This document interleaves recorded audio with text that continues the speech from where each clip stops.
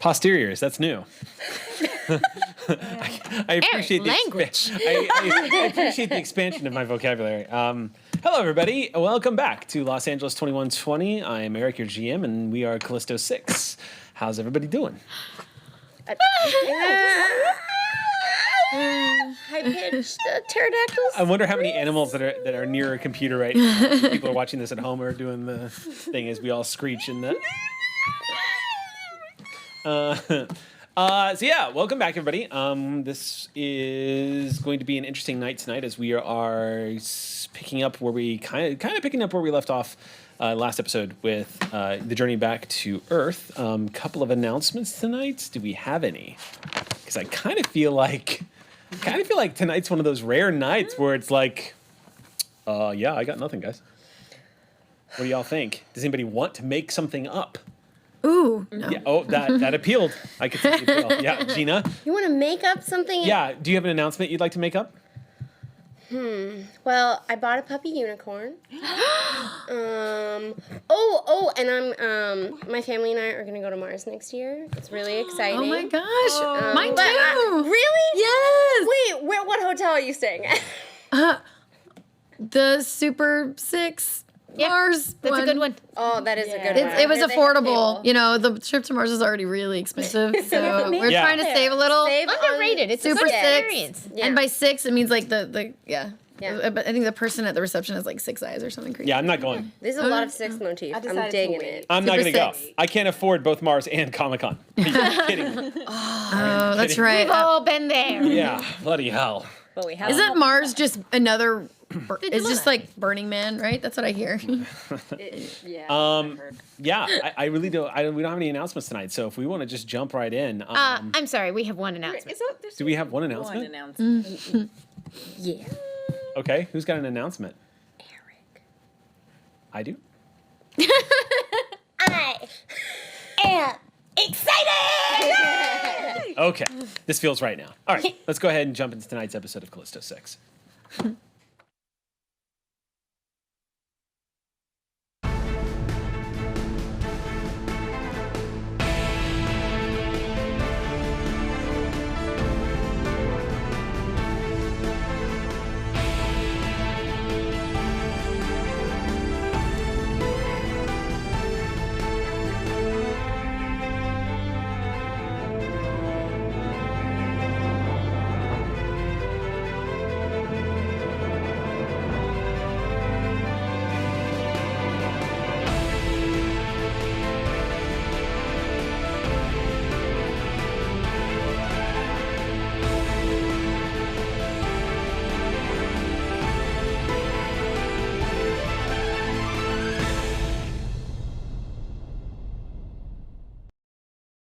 Calling for a postponement of tomorrow night's Magball tournament. Trapped in the shatter point of reality, the Callisto 6 managed to contain Fawn, Kylan Krause's deadly assassin, as well as establish contact with Oya and Anton, who had been pulled into the realm that divides our universe from others. Seeking a way to escape, Oya and Anton encounter Omatu, the benevolent being and creator of the Callisto energy. Reaching out across an ocean of time, she reveals to them a chance to escape, but it will require them to follow a dimensional worm through its burrow to the other side.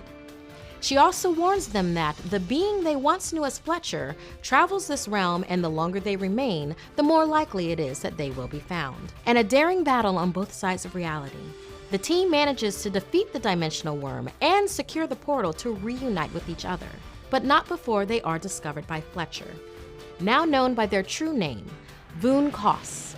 With time running out, Anton once again throws himself before danger to rescue his childhood friend Hops. Buying the Callisto 6 time, the last the team see of Anton is when he turns to face Voon Koss in a heroic and possible last stand before the portal closes with him on the other side. Now on their way home, the team must come to terms with their first major loss, as well as face an uncertain future awaiting them back on Earth. I'm Hakeem Sophia. Rest easy, Los Angeles. Welcome back, everybody. Let's go ahead and get into tonight's game. So, as we all know, where we last left off, the group suffered some pretty dramatic victories and defeats. Right now, the team is currently moving towards their very familiar home of Earth. It's been about a day's travel since you all left Tranquility Base. It's been very quiet on the ride thus far. Let's turn on some music here. It's been very quiet thus far. Not a lot of conversation passing between some of the team members, especially as y'all are all sort of collecting yourselves and taking stock of who was left behind. You have also, of course, made the realization that Florence is not with you. However, I can offer you this. There's no indication that the shuttle was destroyed or that Florence is gone. That entire station was in the midst of a temporal reality shifting shatter point, which means the disintegration of the shuttle could have literally it simply dissolving into another time period or into another period in the future or the past, essentially. But there's no indication as to where or when. Florence will end up when and where they're needed.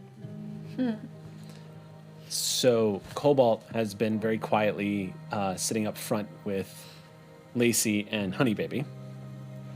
There has been no contact with Blue Dolphin Base in the past 24 hours.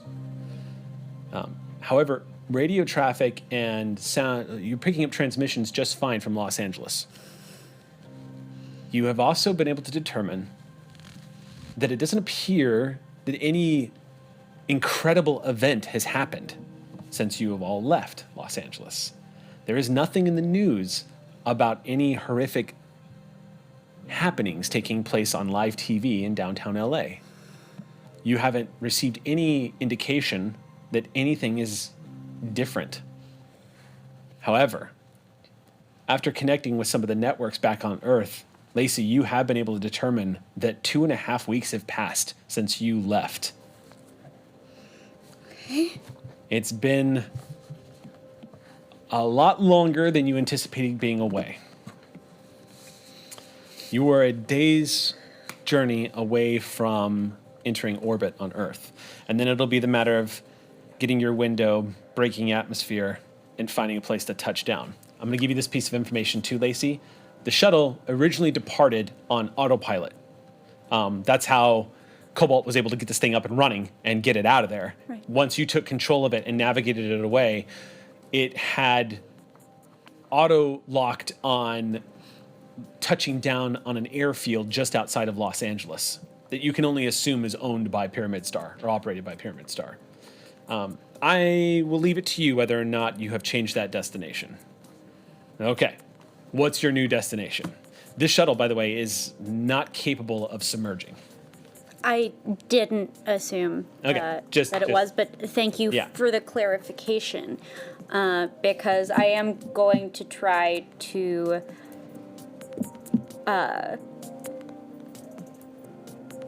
find what will substitute for that as nearby to Amelia as I can. Okay. Because I've had a day, and so I can do ship speak with the Andazola. Okay. And so, yeah, we'll do a shift around because... You've named this one Andazola. So the shuttle... Here's what you learn about the shuttle itself specifically, is that... turn that up. What you've learned about the shuttle specifically is that it could submerge and it could dock with Blue Dolphin Base. But once that happened, you would have to modify the shuttle after that because it wouldn't be able to surface again. The engines would essentially flood, and it would not be rigged to resurface. So you could do that. Basically, my answer to the question is you could actually use this shuttle. It just needs to be altered. Not like you could do that now, but when you touch down on Earth, this could be a resource if you all wanted to, say, keep it. Yes, actually, I'm going to make a mental note to get into contact with Kylan Prime, who would be able to tell hopefully do a better job than I would of arranging a hangar where we can keep it if we ever need to go back to the moon. So then let's start. This is a dedicated spaceship. This is our spaceship. So then, yeah, let's go ahead and start there then, because you're not going to have any trouble getting through to Kylan Prime. So a few moments. I know. I don't What's that? take any Thank goodness. temporal fuckery for granted. Who knows? It Yeah, does we can't take. get good Blue Dolphin still, right? What's that? We're not getting anything from Blue No, Dolphin. static. Okay. No one's replying at Blue Dolphin. Am I able to connect to the security cameras and just see what it looks like inside that base? You're able to get, without rolling, because at this point, Lacey, it'd be kind of silly with planetary scale, you can actually look down and connect to the fact that Blue Dolphin's power is off. There's no power at Blue Dolphin base. Blue Dolphin was run off of tidal, right? Yes. Largely tidal. It also had a huge energy reserve, but yes, clean energy is essentially what ran Blue Dolphin base. How long does air work? I can respond to that. The air down there, if all systems had shut down and if it was operating under reserve, it would last a week. It's been 2.5 weeks. Since you've been gone. Yes. We don't know when it broke down, and is this comparable to the initial state we found it in? Yes. Okay, because For the I know at 100th least time on this journey, Cass is like holding her arms in this weird posture that indicates I am not punching a hole in this spaceship. If I move at all, I'm worried we're all gonna die, and if you don't get me out of here, I'm gonna. Yeah, all of that is going on, but it just looks like this. and it's a war droid that's responding, kind of curling in on itself. So, sorry, what? This doesn't mean it's bad. It doesn't? Good. Maybe she turned off the lights. Okay. And we know Sal was okay there for a very long time under these conditions. So Sal's gonna be okay. Okay. If the corpse already knew where Blue Dolphin Base was, probably They're hiding. they're hiding. Okay. But Turned off doesn't mean broken. Maybe we should try to find them and establish contact to know, because we don't want to get ambushed if Blue Dolphin was weaponized. they're probably not suffocating. That's next. You heard from anybody? Can we get anyone on the phone? Space phone? I can try to raise KP. Sure. Yeah. Yeah. If everything we saw didn't happen, then something else did. I'm way over my head, y'all. Or maybe it will happen. Maybe we just saw like a preview of what will happen. Or could happen. Right. Which means Kylan. Or whichever, you know which one I mean.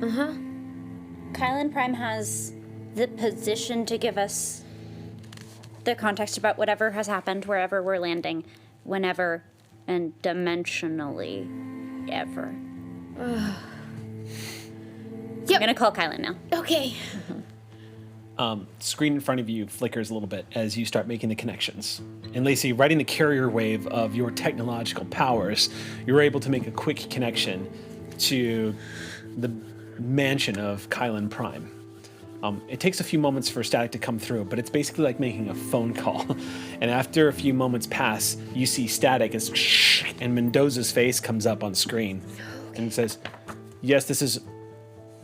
And then his mouth drops open. I scooch over so there's room for Cobalt's face to pop into frame so you can see him. Hello, Mendoza. And he just goes, you're alive. I'm gonna get the old man. I'll be right back. And then he exits the frame. I'm going to lay Girl from Ipanema over the audio while we wait. Okay. You catch Mendoza in the background. Faint echoes off of the ceilings and the marbled floor of saying, "You're just gonna have to come and see." And a few moments pass, and you hear the very recognizable signature tapping sounds of the cane on the floor until finally, coming into frame, you see the weathered face of Kylan Prime. And upon sight of Lacey and Kobold, you see his hand start to go to his mouth, and he just... It's a miracle. Hi. What? I don't... I have no idea which questions to start asking first. Ask him what happened. Ask him if everybody's okay. Ask him if all that stuff we saw happened and if he's heard from Blue Dolphin Base and how Charlie is. And if you could... Well, at least Cass is imitating exactly how I feel, wherever she is over there. Hey! Hello, Cass. What? All right. I'll ask, you ask, I'll ask, you ask. My first question is this pretty much a given, but is this channel secured? Good. What do you need to know? What's been going on while we've been gone?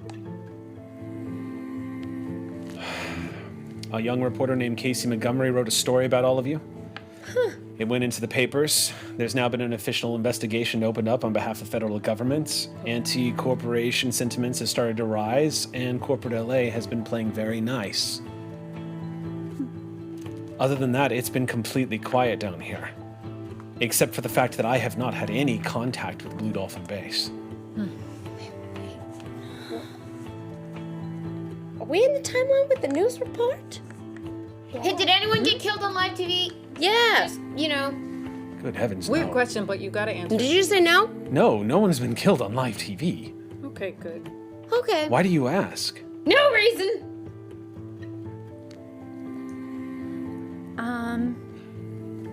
Oh yeah. What happened to you all up there?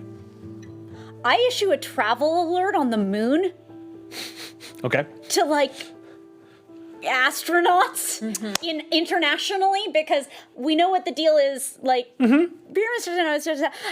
to know not to go to the moon. So, Saying that just made me realize. so that's literally tapping into like the worldwide relay of international communications. So if you want to put up a flag alert to the space agencies of the world, that's going to be a roll. Okay. It is going to be difficulty 8. Warn the moon. Cool. Is that a tech use check? I mean, yes, technically you are using...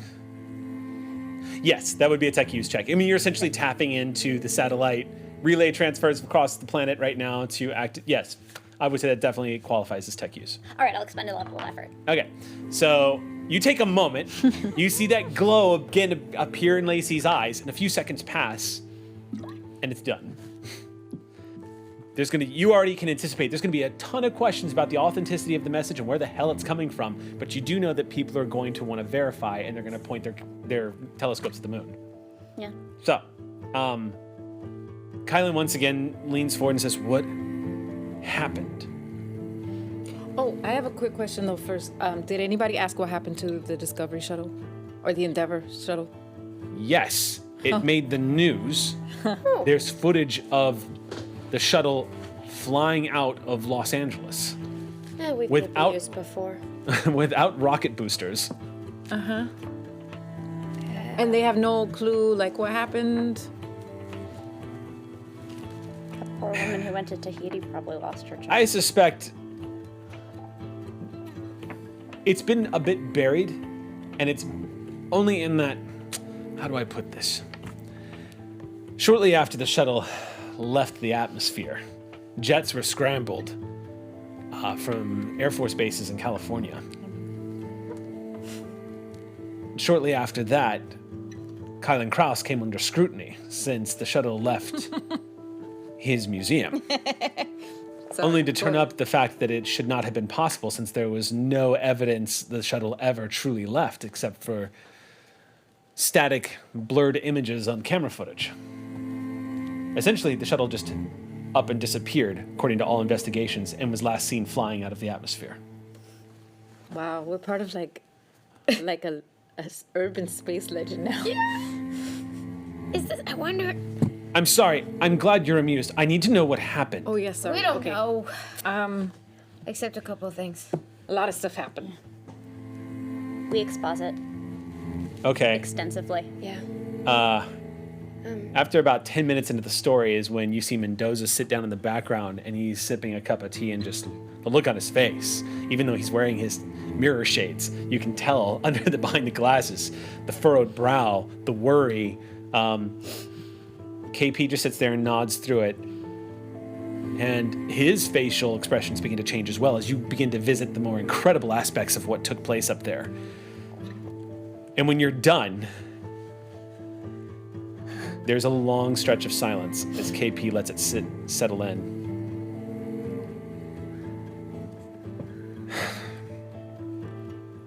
That's a lot.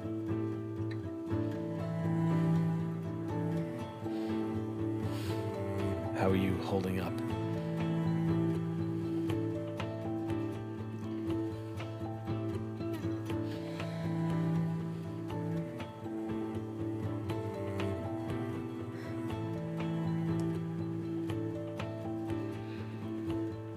About like that.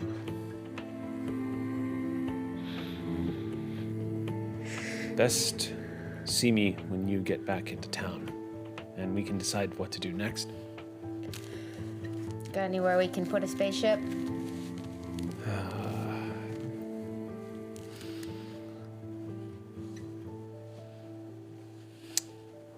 Possibly. Let me make some calls. We'll be in touch. I will, for the moment, for the time being, recommend you don't tell anyone else you're on your way back just yet. Just give it a little time and let me get a lay of the land to find out how that's going to go down. Right now, a lot of people think you're all gone. Not all of us. If you or anyone knows how to track down Anika Patel. That is a woman who is very difficult to find when she doesn't want to be found.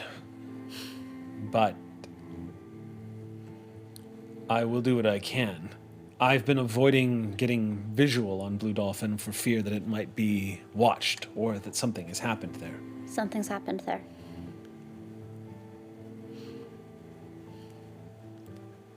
It's entirely possible it is in Dr. Patel's nature that she deliberately went dark after it became clear you weren't coming back. She is now established to be the smartest person in the cosmos, so. Judging from the story you told me, that would appear to be the case. So, whatever she did. And I will do what I can. Thank you. Mendoza, you'll see to that. Say hi to Uncle Charlie, please. I'm right here! You see Uncle Charlie's head come into frame. Hi, I'm right here, I'm right here. Hi, I went in. Cass. Hey! Hey, Oya. So, that sounds like a week? And you see, KP says, would you like to, yeah, do you mind? Yeah, just kind of forcing KP out of the seat, sits down. Hi. So, are you okay? Yeah, I'm good. I gotta go to facilities. I leave. You move away, and Charlie just... Is she okay? We're all kind of, just kind of messed up. We lost someone. Who'd you lose? One of us. After pausing, I go to follow Cass Okay. slowly to give her. Are you here or are you in your room? I've just been in the corner. Okay. Okay. I haven't been responding. Charlie talks a little bit longer with you all, doing the basic rounds, but you start to get a sense from Charlie that he feels helpless. He starts asking inane questions, and you can see a bit of desperation in his eyes when it becomes clear that he's becoming more burdensome than supportive. there's a sigh of resignation and says, oh, I'll let y'all go. I'll see you when you get back. I'm really happy you're okay, and yeah, and everything else. Thank you. Thanks. Did you want to? Okay. KP says he'll talk to y'all when you're back. Thank you. Okay, Have a good day. Stay safe, okay? will do. Transmission cuts off.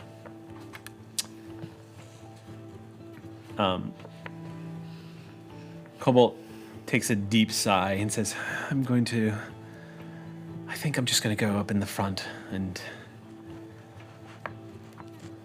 stare more at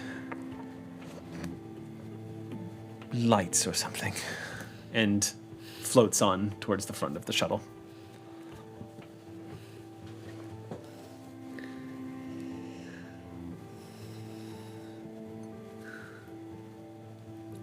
What part of the shuttle are we in right now?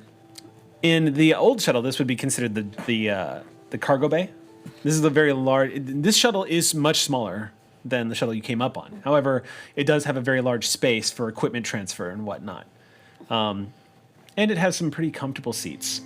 But for the most part, you're in the main bodied area of the shuttle, specifically towards the front, where it looks like there's a communications hub, essentially, which is what you just used to make a quick phone call. I'd like to look through whatever equipment there is to see if there's some type of data pad or computer or something. Are you searching for ciphers? Well, yes. I mean, narratively, Oya's looking for because she didn't bring her design rig, so she's looking for something else. Maybe she could like patch together Right. to do that with her through her Okay. wristband. But yes, What? Go ahead. Let's just do this. Let me get up here. Let's just do this. Go ahead and roll 2d10. I did bring my D10s. Aha! Make a 2d10 roll 2d10. real quick. Percentile? Mm-hmm. Okay. Yep. 43. Is it a bomb? Guys, Did we roll I swear to God, if it's a bomb, Eric. I can't believe how often you roll this. It's amazing. At this We point, have it's a like, blast here on C6. um, Yeah, they no, let it's me not. here on It's not a purpose. bomb. It's you just rolled yet another. Yes. Which one? Gimme. This is a meditation aid. Oh. Hey, Remember we that have. one? Yeah. Yeah. Get some heat. So, so yes, you actually come across what looks like a small device that fits perfectly onto the side of someone's head, like around the temple area. Really comfortable with a padded like adhesive that you just slide on there. And you've seen this before. Yeah. Typically a meditation aid. In the case of astronauts, this can help reduce anxiety. Through long space flight, things can get kind of rough sometimes up here. This can actually help regulate heart and sort of calm your mind a little bit. What this does, roll d6 and add +2. 5. So it's a level 5. This restores a number of points equal to the cipher's level to the user's intellect pool. Wow. That's great. So no computer stuff that you can see that would necessarily help you pass the time per se, or allow you to access any kind of digital weaving that Oya is known for doing. But you are coming across some useful equipment. You also come across a few rifles, which are definitely not standard issue for astronauts. These are assault rifles. With 6 full clips of plasma rounds. Whoa. That are only usually seen in militaries, or in the case, a militarized corporate Los Angeles.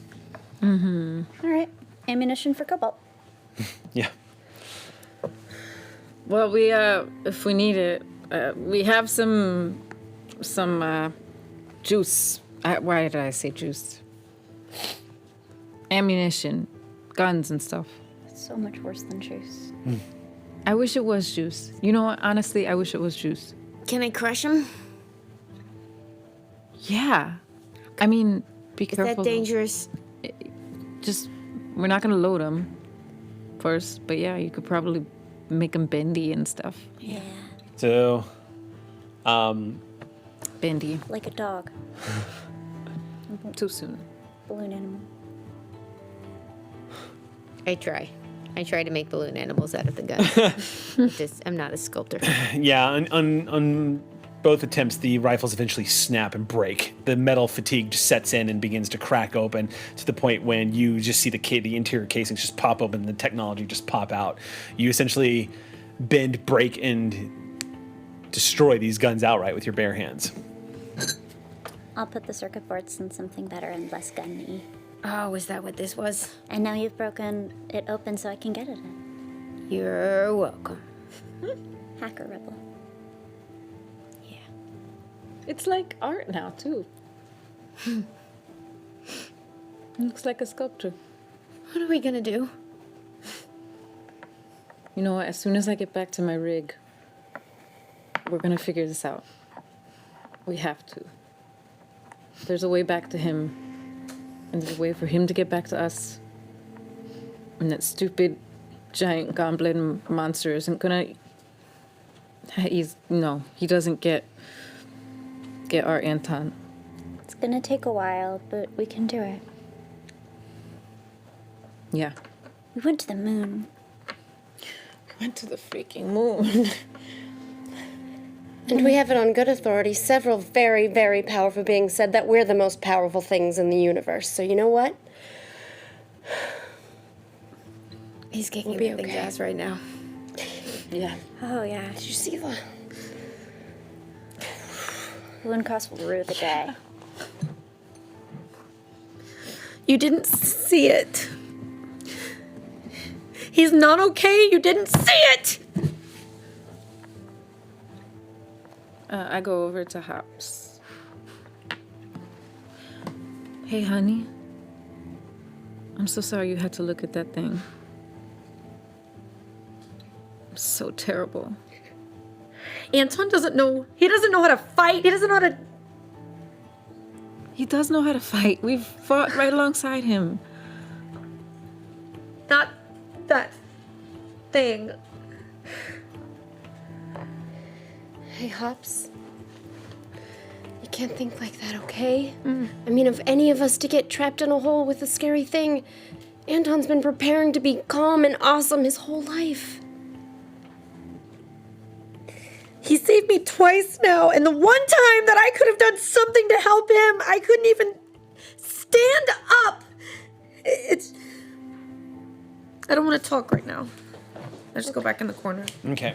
Okay. Hobbs pushes herself away from the wall and drifts back to the back corner of the shuttle. Where, by the way, at that point, you catch a glimpse of an angry Hobbs taking seat away from everyone else. And not too far away, just up the aisle, is Moonlight, who is staring out the window. And if there's one thing you can notice with her, is that her jaw is constantly clenching and unclenching as she's staring out the window.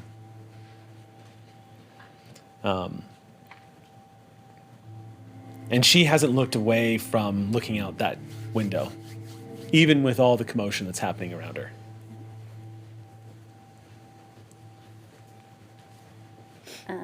I had written down a note and just put it by her stuff if she wants to talk. A note? Yeah, but just wrote it, left it. You're not in Honey Baby right now, right? You're just kind of Yeah. floating free? You are? Okay. I'm So in space. So you move over, and Honey Baby, as you put this note down next to her, her hand shoots out and grabs Honey Baby's hand for a second. And she slowly turns and looks at you. And for a split second, you think you're looking at Oniko. She looks at you and she says, I don't hurt people. I know. Vunkos is not people to me. And then she slowly turns and looks right back out the window and gently lets go. But you see when she does let go, she's holding the note. And she just keeps looking out that window.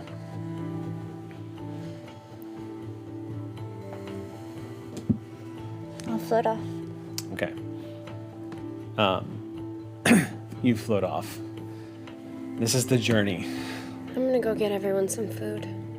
In the back, there is a full complement of rations for the journeys. Probably about 5 days worth. And it does come in various varieties. You find astronaut ice cream. Eat a few chips of it. You wouldn't have guessed it's ice cream. You would think after all this time, it may have improved. Unfortunately, really hasn't. Distributing amongst everybody, it does get everyone a little more leveled off as food is passed out. You haven't eaten in 2 weeks.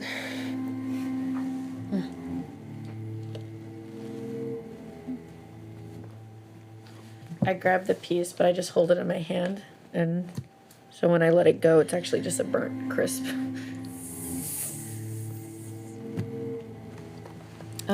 I go over to Hops. I know you're probably not going to want this right now. I'm holding the meditation patch. But when you're ready for it, it's yours. I'll hold on to it for you, because I'm scared that you're going to, like, burn it or something. Probably. But it's right here in my pocket, okay? Thank you. Thank you, Oya. So, unless there's anything else, we'll do a time skip. 24 hours later, give or take. Y'all are the big, beautiful stone that is Earth is clearly in view outside the windows. That ambient, angelic, cyan-colored glow, that halo that surrounds that precious planet. The oceans below and the cloud cover. And even from up here, you can see that coming up on the horizon is a very familiar continent. It's a quick glimpse of how, a reminder of how your world up until this point, really, being just normal people who were thrust in these incredible circumstances, your whole world has been between the great city skyscrapers of Los Angeles. There hasn't been any time to think about or wonder about how the rest of the world is feeling or reacting to what goes on these incredible levels of influence in the halls of power. But coming into view as the horizon begins to grow to the point where the curvature becomes less and less obvious, you're all starting to get the sense that everything has changed now. That nothing is going to be the way it was. And that the stage has gotten a lot bigger. A lot more is at stake. And it takes Lacey about 20 minutes to find an adequate space to re-entry window, so to speak. Thankfully, the technology existing today, it's actually not as complicated to re-enter Earth's atmosphere as it once was when space travel first began. But I do have to coordinate with planes that aren't coordinating with me. That's kind of what I mean by window. That's why it takes 20 minutes. Yeah. So looking for that right re-entry window, you've managed to, I mean, again, it's a roll that would probably be at a difficulty level 7. Is there a point for Lacey to roll it? Depends on what goes into it. Okay. I don't know. I mean, my technopathic shifts go into it. Yes. The Sweet Baby is my co-pilot. Yeah. My ship computer. Yes, absolutely. Okay, so that's 5. And then machines. Yeah, that's a 7. Okay. So, again, just a few minutes for you to find a good window. And for those, if it's not matching up perfectly, Lacey, you're able to do a little mental gymnastics in order to make it work correctly. So that window appears for you. By the way, it's at this point, during the past 24 hours, KP has found a place for you all to touch down near the Mojave Desert, an airbase that was once used by Virgin Galactic back in the early 21st century. Right now, it is a airfield that is typically rented out to people, particularly for commercial spaceflight when needed. It is abandoned at the moment. Oh, God. KP has pulled in some favors and has opened up that airfield so that no one's watching when you guys touch down. The entry into Earth's atmosphere is a lot more dramatic than you were prepared for. There is, of course, that low roar as you begin to slide across the sky, the ambient red glow of fire igniting under the belly of the shuttle. A few moments of that as the rattling begins to begin as the entire shuttle a tremor just coursing through the spine of the entire ship, rattling everyone's teeth. Until finally, after a few moments, as temperatures build and build and build and build on the body of the shuttle, and then the fire vanishes. And in stark contrast to the roar of flying through that blue sky, it is now quite calm. It's almost like an aircraft engine outside.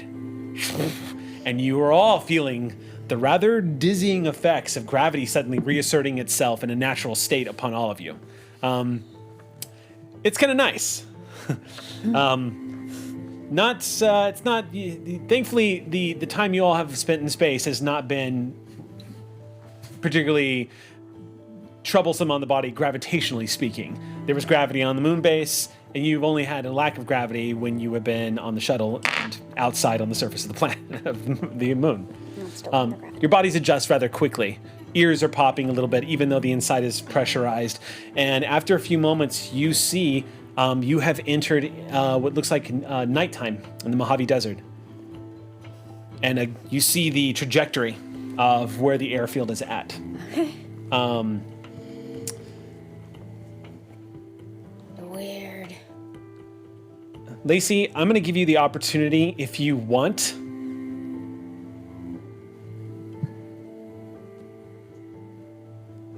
No, I don't think you'd be able to do this, actually. That's fair. I was going to suggest you could probably jam radar so you don't get spotted coming in. You could certainly jam the source of the radar, but there's literally thousands of sources of radar that's going to spot anything coming through the atmosphere. So I would say what you could probably do is change what you look like to that radar or anybody who's trying to spot you. Yeah. So using your mental powers, I'll look like space trash, and I'll manufacture a finding from a local, like, astronomy whiz of, hey, I found a space trash! Okay. It's a few minutes of gliding with thruster power until you begin to see the familiar sights of a stretch of land that has very few lights currently activated. Lacey, of course, is able to see the runway just fine, despite the fact that it's not lit up the way a shuttle would need for a touchdown landing. And not long after that, the jolt in your seats as you all hit the runway. The shuttle immediately activates its reverse repulse. And you hear the popping sound, the snap of a large chute opening up behind the shuttle. And you get confirmation that everything is deployed. And you decelerate until finally the shuttle reaches a normal driving speed of about 120 miles an hour and continues to decelerate.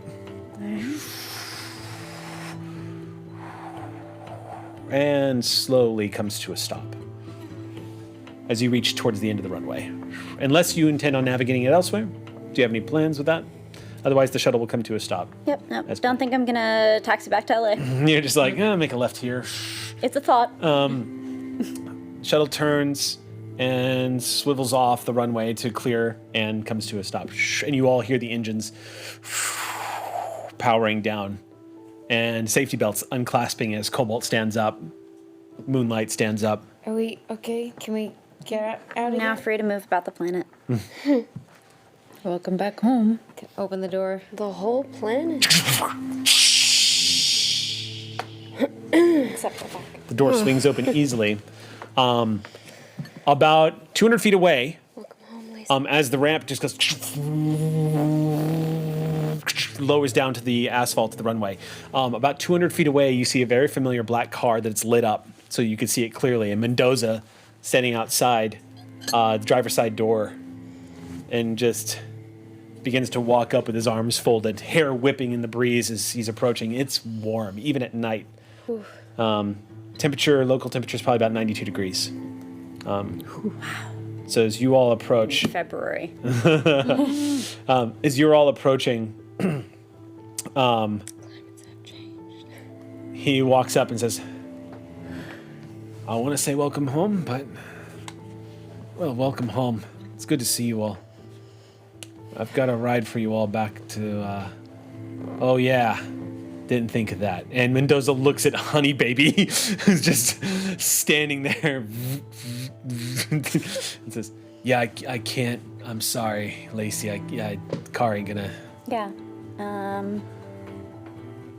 I'll figure something out. Yeah, we'll figure something out. You're big. Yeah. U-Haul? What all is nearby? There is a hangar that's been emptied out for a while. Any cars? No. Trucks? Trucks or No. vans? We're looking No. for nearest Yeah. trucks or vans. However, you could play your intrusion.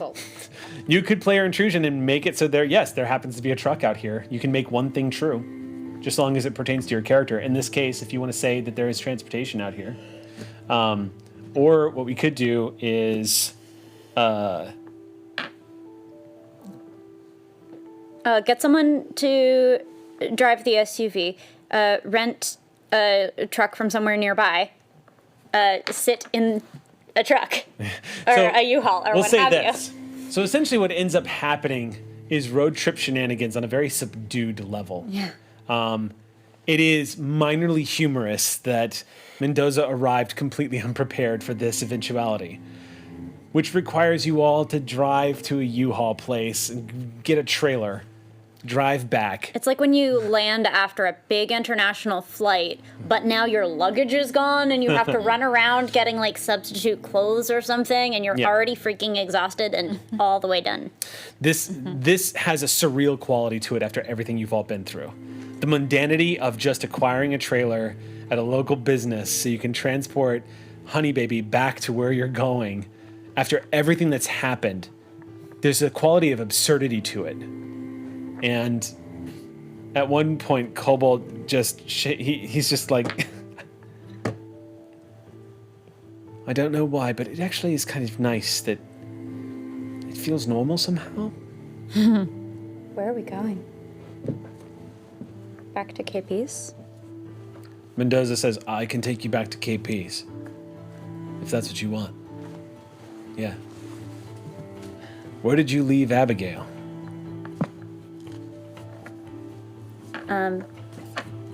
Amelia? Amelia? Amelia, Oh, Abigail. yeah. I'll never leave behind Abigail. She's always in my heart. We I was gonna never say, I will. was like, where's my, what? My Yeah. ship? We've been talking spaceships. What can I say? Ground We've been your talking ship, it's spaceships. Sailing. No, but it's still in There, space. somewhere, exactly. We wouldn't ground it to this planet. Thank you. It would never go to the planet. Never. No. Unless that planet was very interesting. It was in the general nearby. I believe it's how we got to the museum. So she was not very far. Yeah. Where think you- I at least need to go anyway. I believe you actually programmed it to return, didn't you? That also sounds like a clever thing that I might have done. I mean, if you want, so just But I'm not ship spoken with Amelia right now, so Oh, okay, I wouldn't I be see. able to raise her. And okay. return to the base, are you saying? Well, at some Yeah. point, yeah, we need to get Amelia Oh, no, I mean, so that we can return to the base. programmed Yeah, Amelia to possible. return to the base. I don't remember. I forgot to do a continuity check from last season. I should have remembered, but I was like, maybe this won't come up. So It happens. don't be me, kids. It happens. But no, we do need to stop at the. I need to stop at the museum anyway because I need to go into a closet, a supply closet in there. So the drive back to Los Angeles, again, is just another moment of surrealism. It has that strange streak of normality to it, which does not fit into your lives anymore. Looking out the window and eventually seeing the city lights of this mega city up ahead of you, with its flying cars and its towering skyscrapers that are the halls of power of enemies that have been seeking all of you, and has now become a symbol of the throne of power for an entity that wants to see you all dead. But underneath those shadows is a huge city that is slowly coming to know your names and who needs you. But it doesn't escape any of you that as of tonight, Los Angeles has one less citizen. Mendoza's very quiet when he's driving you all back home. And as you enter the city limits, you come across, of course, that familiar LA traffic that after all these hundreds of years still persists. A few hours pass until you were finally pulling up to the outskirts of corporate Los Angeles. It is a very quiet night in LA, and it's a lot cooler here than it was in the Mojave. It's still pretty warm, though, for this time of year. Interesting. Mendoza opens the door, pulls open the U-Haul trailer in the back, and turns to all of you and says, I can wait here. I want to do a quick check of the security cameras inside the museum to see if anyone's there. And close your eyes. Typical night crew. You see a couple of people walking by. You do see the area taped off where the shuttle has mysteriously vanished. And it has all these huge plastic curtains that have been draped down from the ceiling to the floor, denoting it as a scene of investigation. Would you get Aurora? I think I'm conspicuous. Yeah. Yeah, of course. He's in that closet. Right.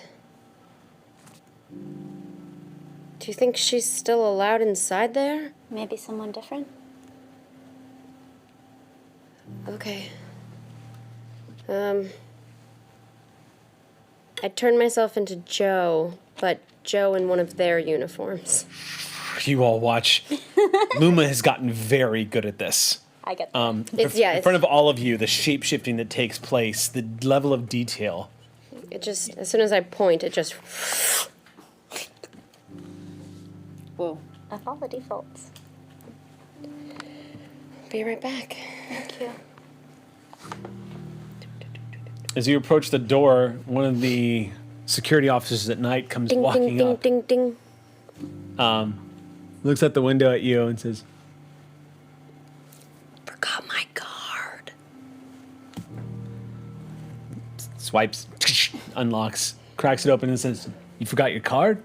Yeah, sorry. I couldn't get back in. I forgot my card. I left something up in the top office. I'm the earlier crew. Make a roll. Okay. Difficulty about this, let's see.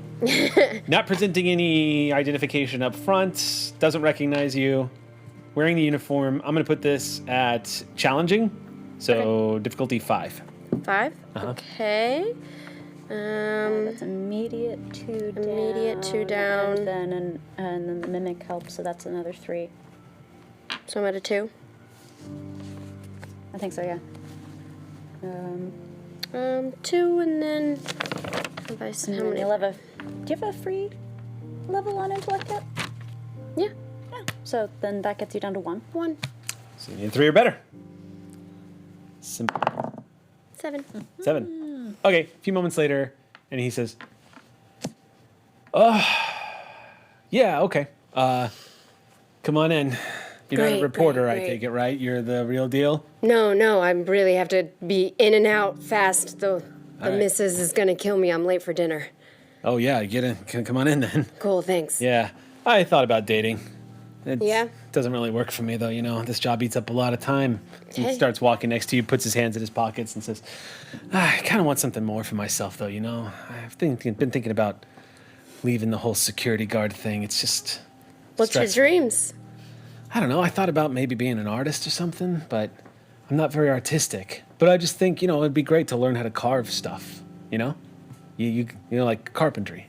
But I've never built anything in my life. I just don't know where to start. And it's kind of intimidating. It's like, you know, what do? You know? Like, You just do. should I go to school for that, though? Just do. You want to maybe I'll build just do something, build something. Yeah. I mean, I tell myself that. I don't know. I just don't think I'm cut out for this work anymore. You're a... I got lots of different jobs. Yeah? This is only one. Oh, that's I smart. say go for it. Yeah, no, I would do more, but you know, corporate health and all that, and plus I'm starting to see a therapist now, which is always good. Hey, And, congratulations. Thank That's you. Awesome. Had some stuff happen to me on this job that scared the hell out of me, so I've been like working through that. But you know, What's your name? Trevor. Yeah, I've been a security guard for corporate LA for about like 2 years, I guess. Wow, I bet a lot's happened to you. Yeah. couple of things, but hey, you know, it still pays the bills. I'm sorry, you're here for something. I'm totally unlucky. No, that's okay. Yeah. Been nice talking to you. Yeah, you too. Good luck getting back home to the missus. I'm just Yeah, gonna yeah. sit here. Don't be insulted. I've got to watch the place. Hey, if you want to do something, I'd say that's a pretty good sign you should do it. Oh, I thought you were asking me out. Oh. Sorry. No, that's okay. It makes me feel like I still got hope. No, yeah, you're right. I should look into that. Yeah. Don't be offended. I'm gonna stand here and just kind of watch you, That's okay. because that's my job, and then I'll lock the door on your way out. Oh, the sweet, sweet person. Yeah, you do notice that Trevor does not have a firearm on him. All right. There's an empty holster at his left side. Doesn't even know have what? a taser gun in it. It's just completely empty. I don't have a pencil, but I'm doing something. Just because I know Trevor. Trevor's lovely. That's true. I'm gonna spend 1 XP Okay. to, again, send some karma his way. I think he could use a stranger. A nice stranger. Okay. So I'll just say, well, why don't you go ask somebody out then? Yeah. Maybe I'll do that. Wood first, though, right? I mean, carving wood. Obviously not. Never mind. Forget it. I'm walking away just going, why not both? Yeah, that'd be okay, I guess. So you find that utility closet, Yep. and you open it up, and there she is, as beautiful and as technological as she ever was. See you again. She responds to your voice, and you see the lights on the wheels immediately illuminate. Nice. All right. Let's get you out of here. Wheel her out. Someone's waiting for you. All right, so as you're wheeling her out, Trevor just says, "Hey, have a good night. It was good talking to you. Thanks for being my therapist there for about 5 minutes or something. It was nice. And good No, luck." just a friend. You've already got one of those. Yeah, nice chair. Beautiful, right? Yeah, holds the door open for you. Yeah. Hey, I didn't get your name. Joe. Joe. That's a good name. Shakes your hand. Says, yeah, That's what my mother thought. Hopefully I'll see you. Hopefully I'll see you around. Yeah. And hopefully I don't, actually. Oh, yeah. I see what you're doing. Yeah, no, maybe. We'll see. Bye. Closes the door. As you That's the first human being. No. as you move away from So good. as you move away from the building, a few moments later, an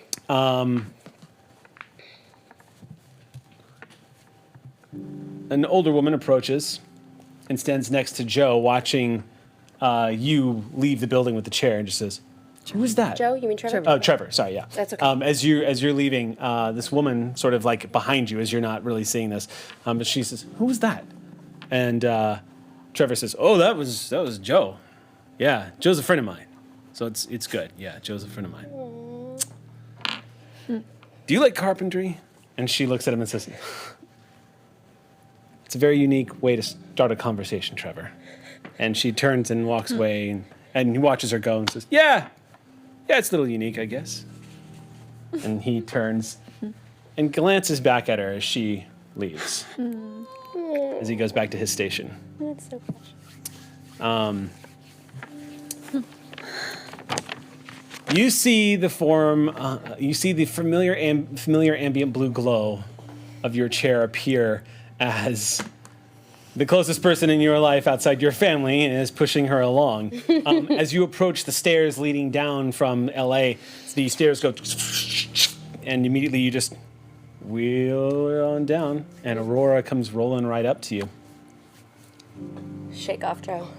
It's pretty amazing, like SFX going on right there. Yeah. Shakes off as these white locks fall down with the pink tips, and Luma stands before all of you. Can't get used to that. Yeah. I hope you don't. Sorry. There we go. Sorry, little Joe stuck. On instinct, Honey Baby reaches in and goes, and you For the first time in a spell, you feel your body stretch as you... The mount casing pushes you down so that you can slide easily into Aurora. It literally looks like Honeybaby's guts, facilitating Lacey, have removed themselves so Lacey can easily slide into Aurora. And then they just fold back and the chest cavity closes up. Honeybaby throws me up. We got it. Yeah. And Honeybaby comes to a standing position. Greetings, Aurora. You pat Aurora. Don't hear Aurora reply. But So it's going to be like that. there's no well, you are also aware that Honeybaby is currently talking to Aurora as opposed to connecting to Aurora. No, they can have their moment. I won't eavesdrop. They've been away for a while. I forgot. Here's my impression of Aurora. It's been 2.5 weeks. What are you doing? I was in a closet. Not even a text, bitch. What You the didn't. Oh, you didn't. Right? But it's nice sitting down again. So yeah, Breathing free air. Honeybaby immediately walks right back up the ramp and goes into a standby position. Stand by. Mendoza pulls down and says, "All right, where to?" We have to find Dr. Patel. Yep. KP hasn't been able to locate her just yet, but he also hasn't checked Blue Dolphin. We have to go to Blue Dolphin. Yeah. I want to try something. I'll meet you there. Oh. I jump. Cass jumps, and that jump just keeps going. And you all hear the whipping sound as she speeds off into the night air. And after passing through the glow of the city lights, you lose sight of her. Oh my god, we're totally superheroes now. Kick-ass. Cass, the wind is roaring past your ears. This is weird. And as the temperature begins to drop somewhat, as you get away from the ambient heat of the pavement, still dissipating from the hot afternoon sun earlier today, and eventually you take up towards the sky to the point where you are eye level with some of these huge megaplexes. How high can I go? How high do you want to go? Higher. Further.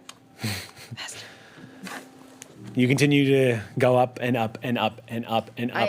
Until last year, I had never left this city, and I've just gone to the moon. I just saw the desert for the first time, but I can't come home because we're not home yet, because we're not all home.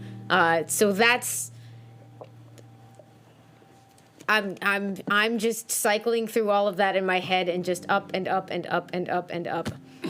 Eventually, you enter the cloud cover, and moments later, break through it to where you are above the skies of Los Angeles. Moments and moments later, you find yourself at about an altitude which you must guess the typical plane flies, so around 30,000 feet. Oh my gosh. Looking down at the map, the air up here very thin, and above you, just like it was when you were in the shuttle, is the pristine night sky. And just beyond that night sky, you see a very calm, lonely-looking moon looking back down at you. Hey, buddy.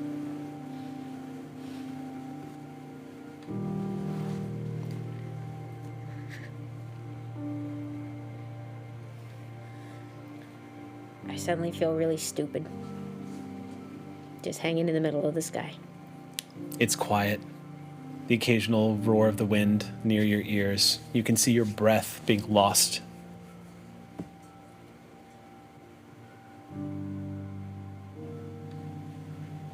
I just close my eyes and drop for a while. You silently fall back through the cloud cover. For a moment, your world is total darkness, this opaque grayish amalgam, just a fog all around you, until eventually the mottled lights of Los Angeles below are an indication that it's coming into your vision again, until you finally break through the cloud cover and find yourself free falling. When I eventually decide to slow down, what happens? You begin to slow down. By your will, you just... The roar of the wind begins to subside, and you find yourself above this never sleeping city. From up here, you can hear the soft roar of life continuing on as it always has.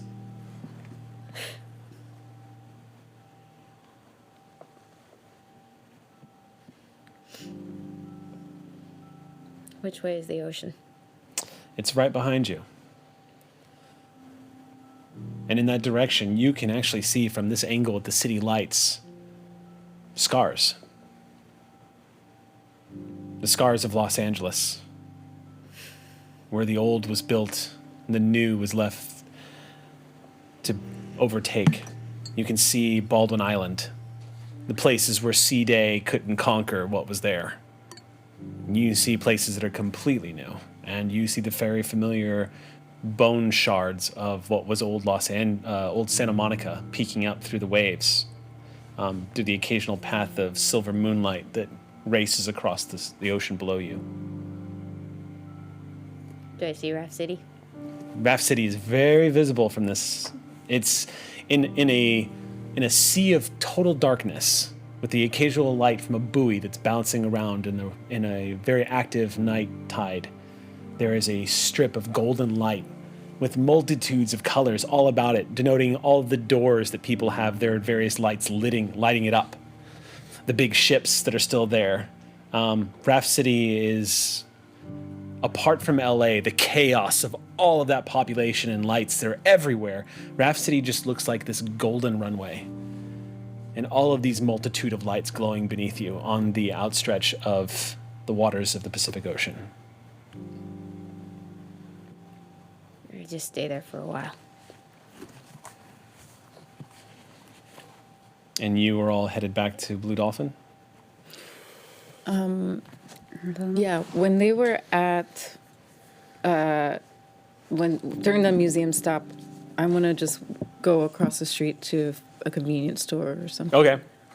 And secretly buy something and hide it in my coat. Okay. You walk inside. Inside the convenience store, it is a very large, essential, just convenience stop. A couple of people are in here. Somebody having a conversation with the clerk. They appear to be old friends. You approach, make a purchase, whatever you're going to reveal it to be.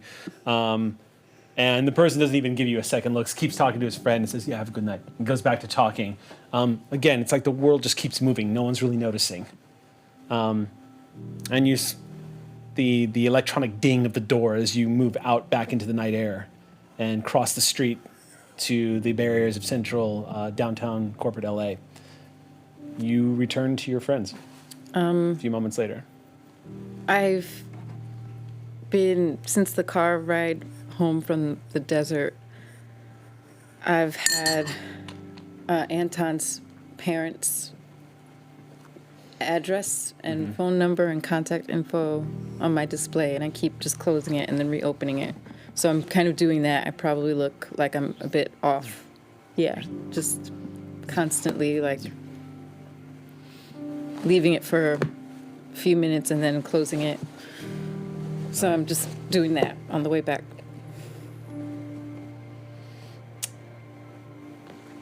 So unless there's anything else, should we cut to Raft City Yeah, we'll need to or Blue Dolphin? maybe your family's boat to get over. Yeah. Do we not have Amelia, Bedelia? I'm not connected Oh. anymore. I was connected to the Endeavor, Right. and then Yeah, no, I mean, we're good this time of day. Yeah, we could grab the boat. Huh. No one's seen that broadcast. Everything's not on fire down here. I guess. I hope. Doesn't appear to be. Everything looks the same. I didn't think everything would look the same. I mean, there's no real way to tell whether that was from an alternate dimension or whether we're in a different one now. I mean, there might be a way to tell, but I don't know. Not yet.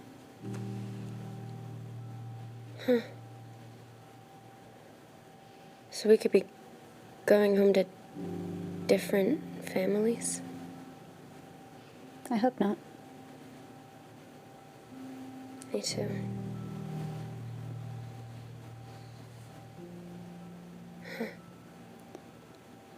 Why did it have to happen again?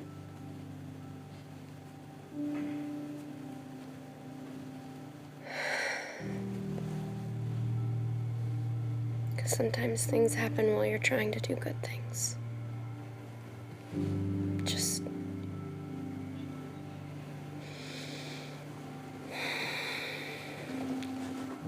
It's okay.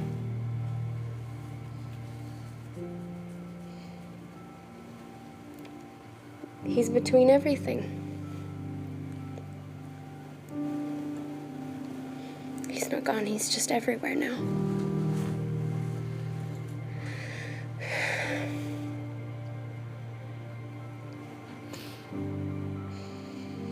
You ready?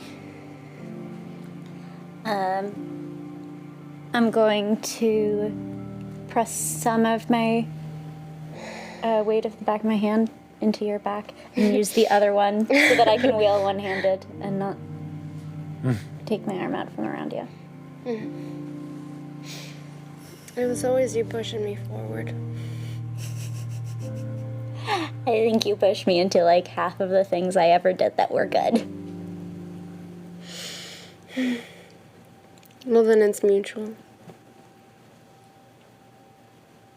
Yeah, where is she? I mean, any shooting star is probably her.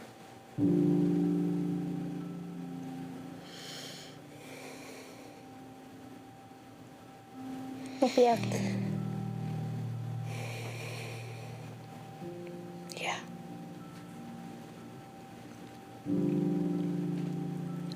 And I'll figure it out. We all will.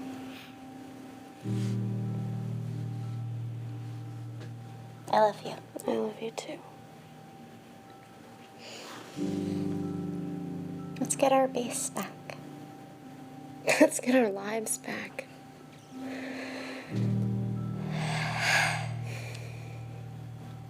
And then we get our city back.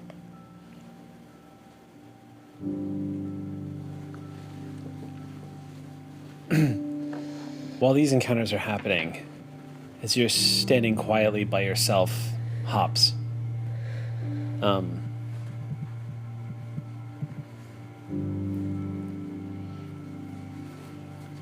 amongst the city night, as Oya's returning from the convenience store, as everyone's waiting for a moment to see Cass return, or rather, Cass is going to meet you all there, so she's left. But as they're having this conversation and people are starting to load back up, you feel the gentle hand of Moonlight touch your arm. And she doesn't say anything, but you see the look on her face. And there is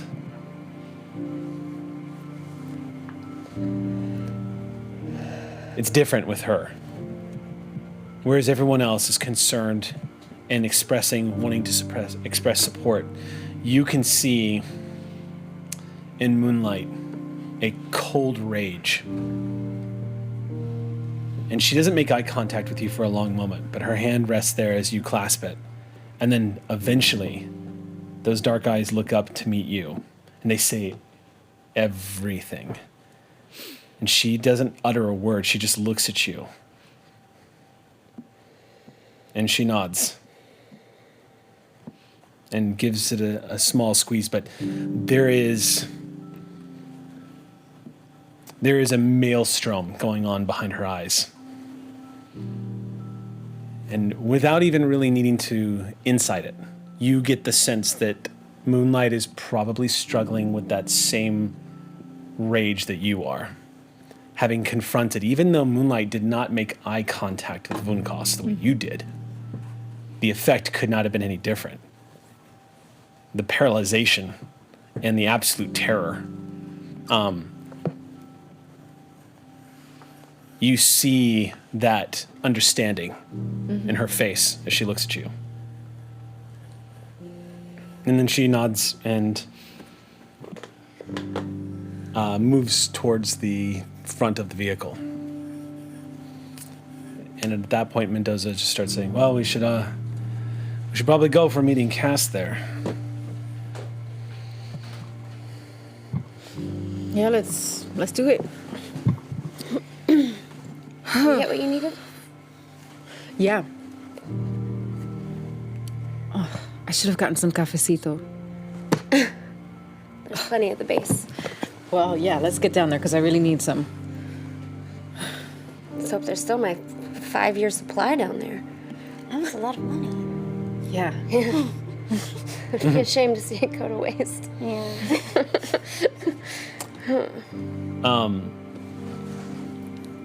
So we'll cut to the outskirts of Raft City then. It's kind of like the entry point. So you all pull up, and Mendoza looks back at everyone and says, all right, well, I guess if you need anything else, let me know. Honey Baby's probably going to get a lot of attention going into Raft City. Do you want to hang out with me? And he shouts back to Honey Baby. And Honey Baby leans down, just, yes, I think I would like that. And Mendoza, a little alarmed at the reply, just goes, okay. Well, good. We'll be buds. Buds. Yeah. Okay. I think you've just been designated a friendly. Oh, all right. Huh. You, don't take this the wrong way. You just seem a little more, personable. Yes, and you're anticipating what I'm saying, so that's kind of new. Thank you. You are welcome. This is weird. Yeah, Definitely the weird part. okay. So yeah, Honey Baby and I will hang out until we can figure out how to get Honey Baby back into Blue Dolphin Base. Yeah, once we find Amelia, How are you gonna find her? Did you put like some type of tracking device? No, we disabled it on purpose. Oh, everything? Completely dark? Then you don't get tracked. Do you have a channel? Can you call her? We know what she looks like. Well, that's good. Yep. True.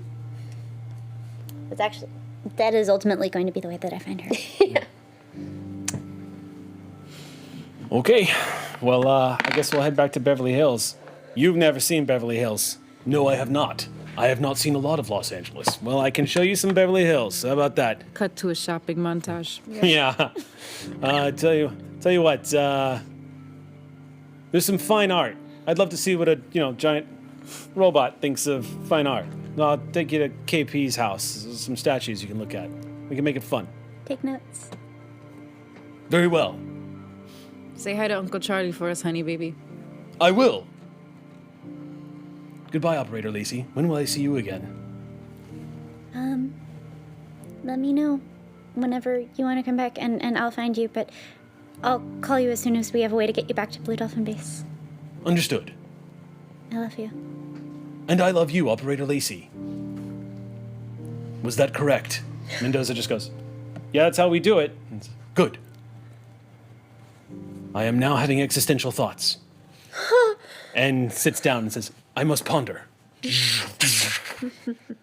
Sitting down, this trailer goes, and Mendoza just goes, I'm gonna need to open a bottle of whiskey or something for this. This is pretty wild. Sweet baby, when you ponder, take this pose. Yes, Operator. Yes. And goes, baby? Oh, wow. freezes up. Is everything okay? No. What just happened?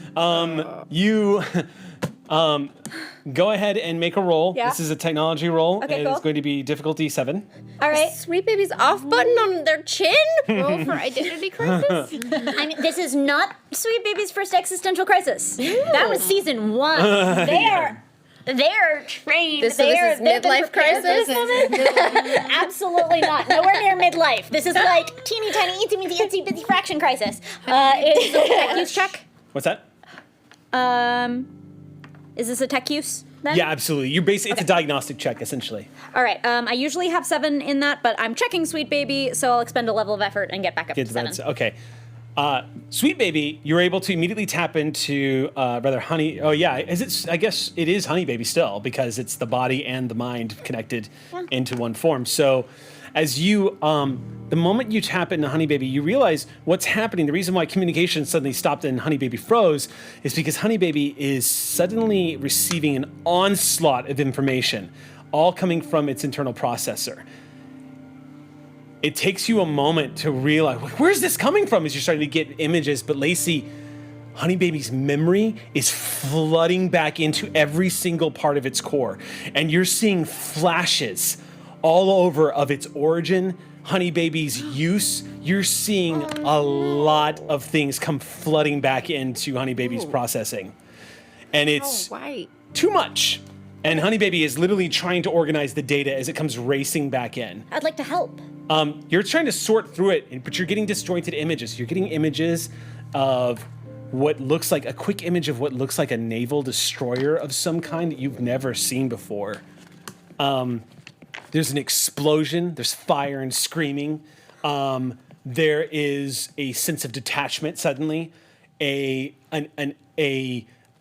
urgency to fulfill programming that's being denied. You hear gunfire. Another explosion, and then the last thing you see before these images come to an end is someone closing a large secured box in a military uniform. Just, you hear the words say, just get rid of it, they can't find it. Closing it.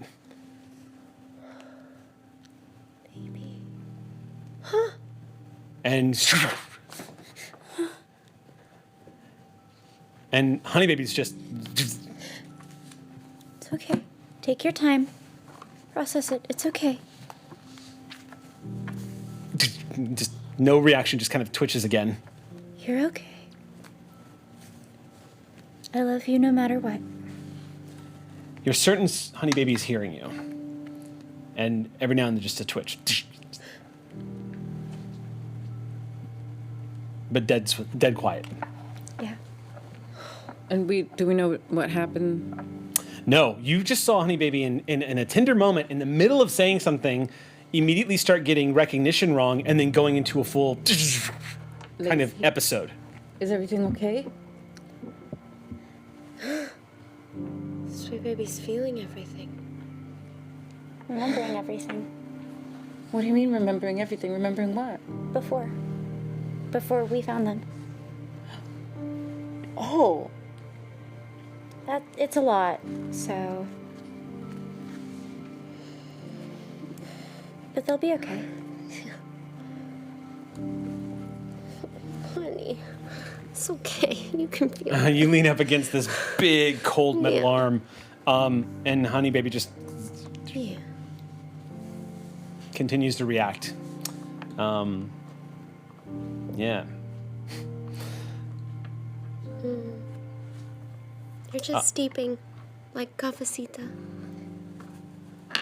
Mendoza just says, I can look after him.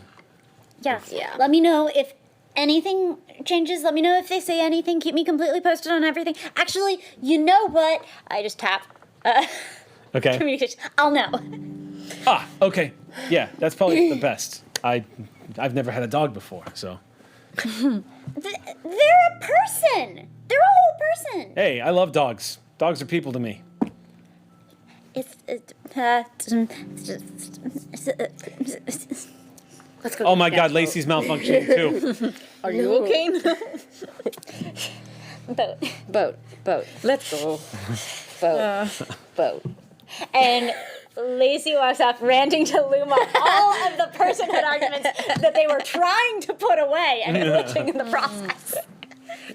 Okay. And there's a historical context for comparing. I know.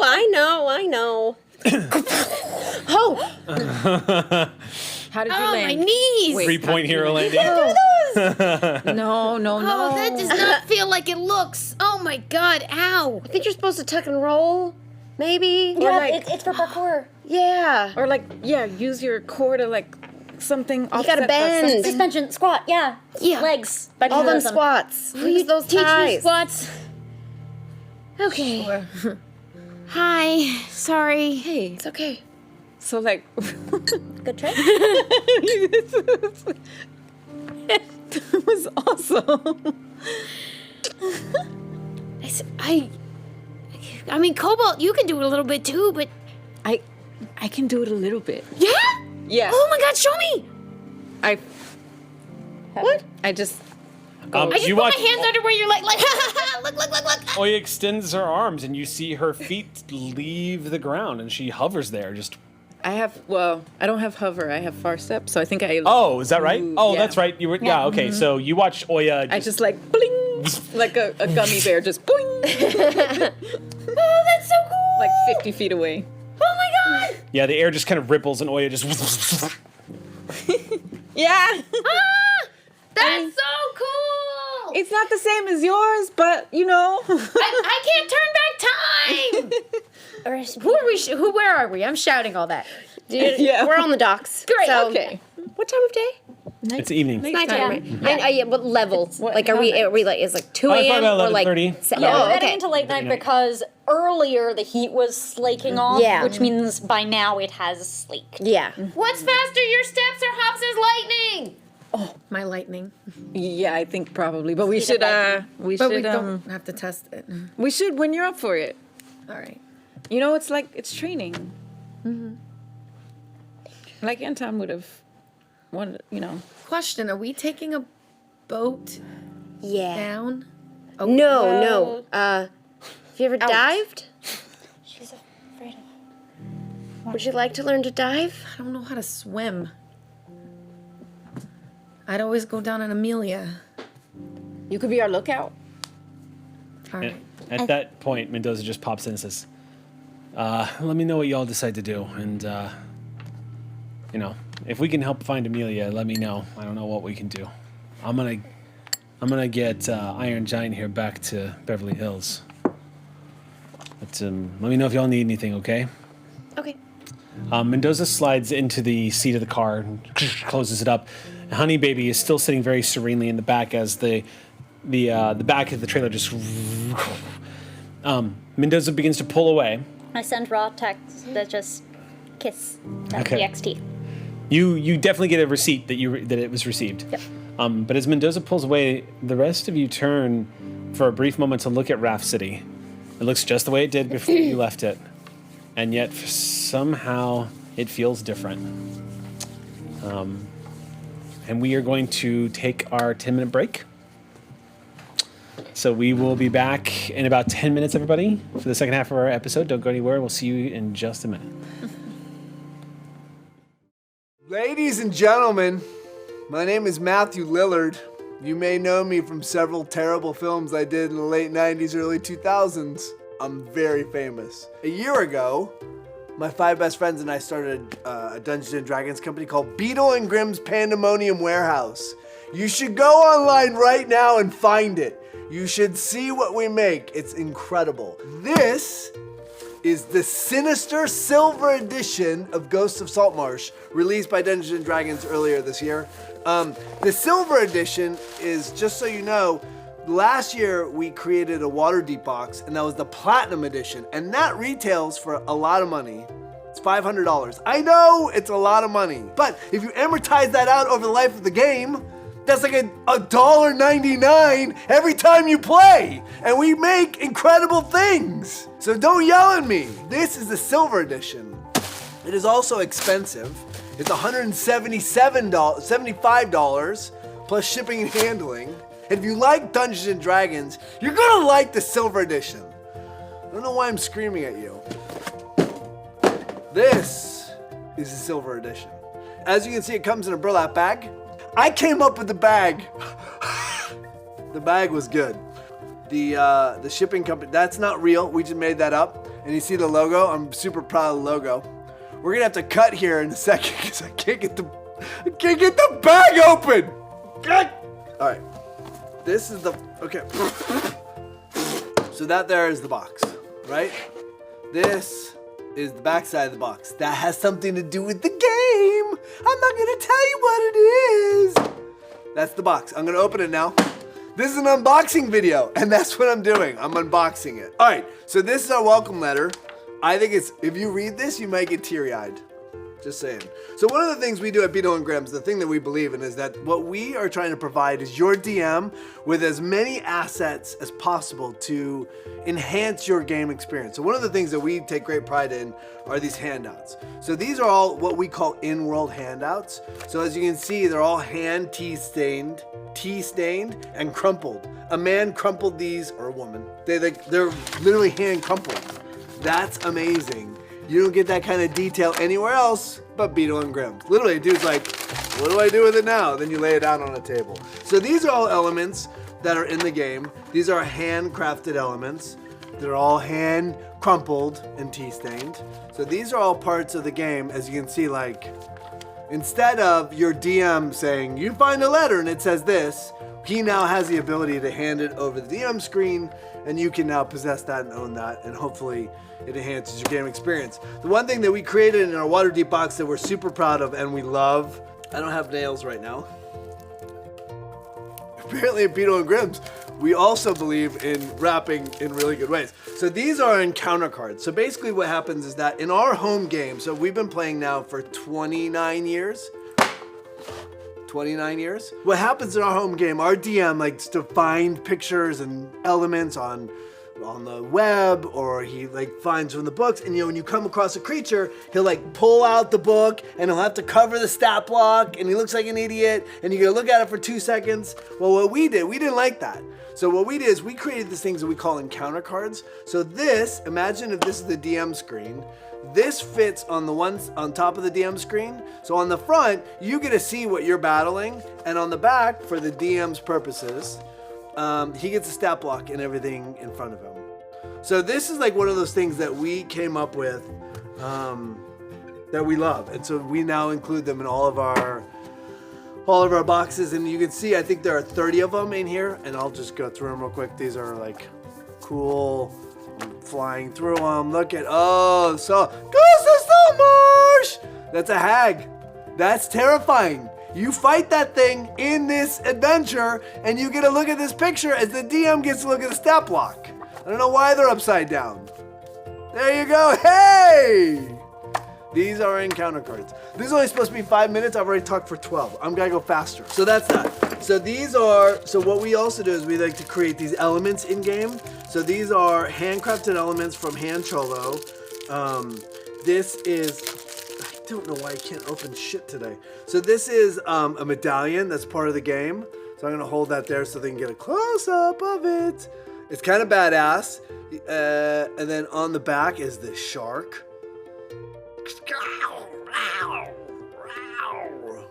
And you can wear it. It's kind of rad, so I'm gonna throw it. I can't. My head is fat. And this is Thor Dune. It's chaos. It's the god of chaos. So this is his symbol. This whole. Why can't I open these things? This holy symbol. Can you see it? I'll hold it still. More packaging here at Beetle and Grimm. We believe in battle maps, right? So this is the Sea Ghost, and this is a big battle map that you have. It's dry erase. It's beautiful. So that's the top. This plays a big part of the adventure. So it's sort of gorgeous. And on the back, just sit down. Box. Just do the box down on the ground. On the back is the inside, so that if you're going along, you want to draw something, the DM wants to create something, you sort of strip it down, and you can go room to room if you want to explore it. These are more handouts. Look, handouts everywhere. Handouts everywhere. This is my favorite thing we've created, pretty much, I think. I think it's the Goblin map, which I think is awesome. I don't know. I got a big kick out of this. More handouts. All these handouts. Here's another map that the players get. And we also have these pre-gen characters in case you need to throw an NPC or somebody dies. You can just pick up this dude and you're in.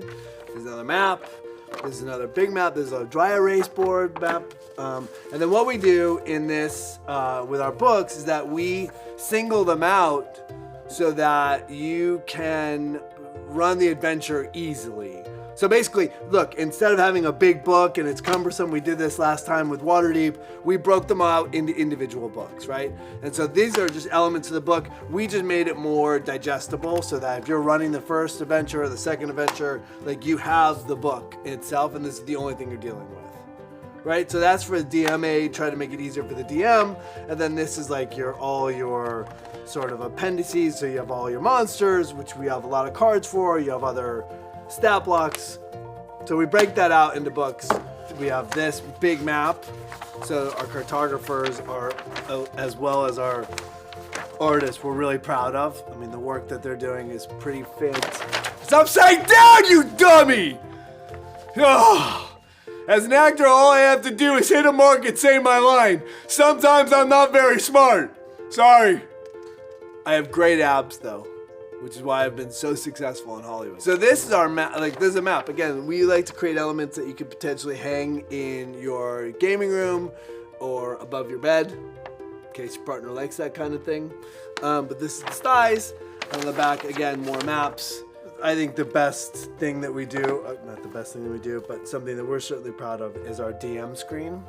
So that is art that we specifically commissioned. Our artist, his name's Siddhartha, and it's kind of like throwback. If you imagine like the old sort of, it's painted, it's not computerized.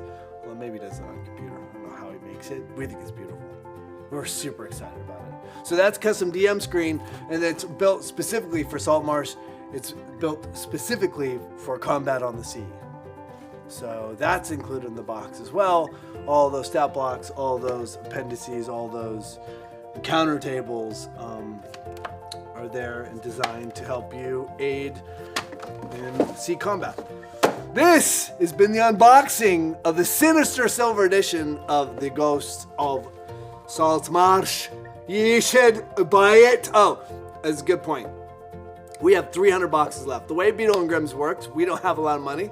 So we have to pre-order everything. So our pre-order is, we've already ordered it. We have 300 of these boxes left. They'll be gone because obviously this thing's gonna go viral and we're gonna get millions and millions of hits. And then we just launched at D&D Live our Descent into Avernus, Baldur's Gate Descent into Avernus Platinum Box. Again, that's $500. This is $175.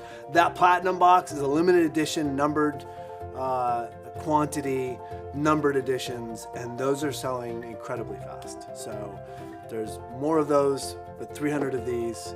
Thank you. This is my first unboxing I've ever done by myself. Obviously, oh God! Obviously, I'll never do another one because that was pretty dumb, but it was fun to try. Thank you for watching. Bye-bye. Hi, everybody. Welcome back to Callisto 6. We're back from our break. Going to jump back into the game. I just realized there's an announcement. Oh. Just kidding. Sorry. Make it up at least. I love sharks. I absolutely love sharks. that. It's important That's that everybody not knows how an much I love sharks. announcement. Yeah. I really It's an appreciated your earlier announcement, and I want to meet your puppy unicorn. Yes, they're in the lobby. Is it a puppicorn? A peppercorn? A puppicorn. Yeah. Oh, peppercorn. No, that's a spice. Never mind. Never mind. This peppercorn is spicy. Tell me when to stop. Literally never. You're a puppy. I love you. Never. The fan art shall be coming in soon. All right, so we're gonna I pick can up. turn into a peppercorn. I mean, What did I think I just said something dangerous. For the first time tonight, Pop says smile. You've already done a talking bear in a hat, so why not? I want a pepper. Okay, so we're picking up as y'all are entering Raft City. Nightlife here in Raft City is quite alive since it is a Friday night. As y'all are moving through the crowded boardwalk area of the entrance to Raft City itself, so a lot of the side shops are open right now. A lot of the restaurants are open, so you're smelling all sorts of wonderful seafood smells in the air. All of the glowing lanterns and lights and whatnot, and of course, the hulking, looming form of that gargantuan tanker that has been essentially that is currently the eyesore and the controversial spot of Raft City. The vote of whether or not to turn it into the town hall for Raft City is still open to debate. There's some people again that still want to push for it to become a mall, and there's a lot of people pushing for it to become apartment complexes. Housing. All What's the three deal of with those. this thing again? What's that? Oh, the Queen Mary. Wait, Fuck is the parents. Queen Mary? Yeah. Did I miss that part? The Queen Mary is in Raft City. The big eyesore is, I believe, it's an oil tanker. That's what I thought. Okay, Yeah. all right. Yeah. Oh, I Yeah, thought you yeah. were talking about Queen the Mary Queen Mary is- establishment. Queen Mary has basically become a Like, I'm pretty huge sure that apartment it's already complex. been Yeah, yeah, apartments. Yeah.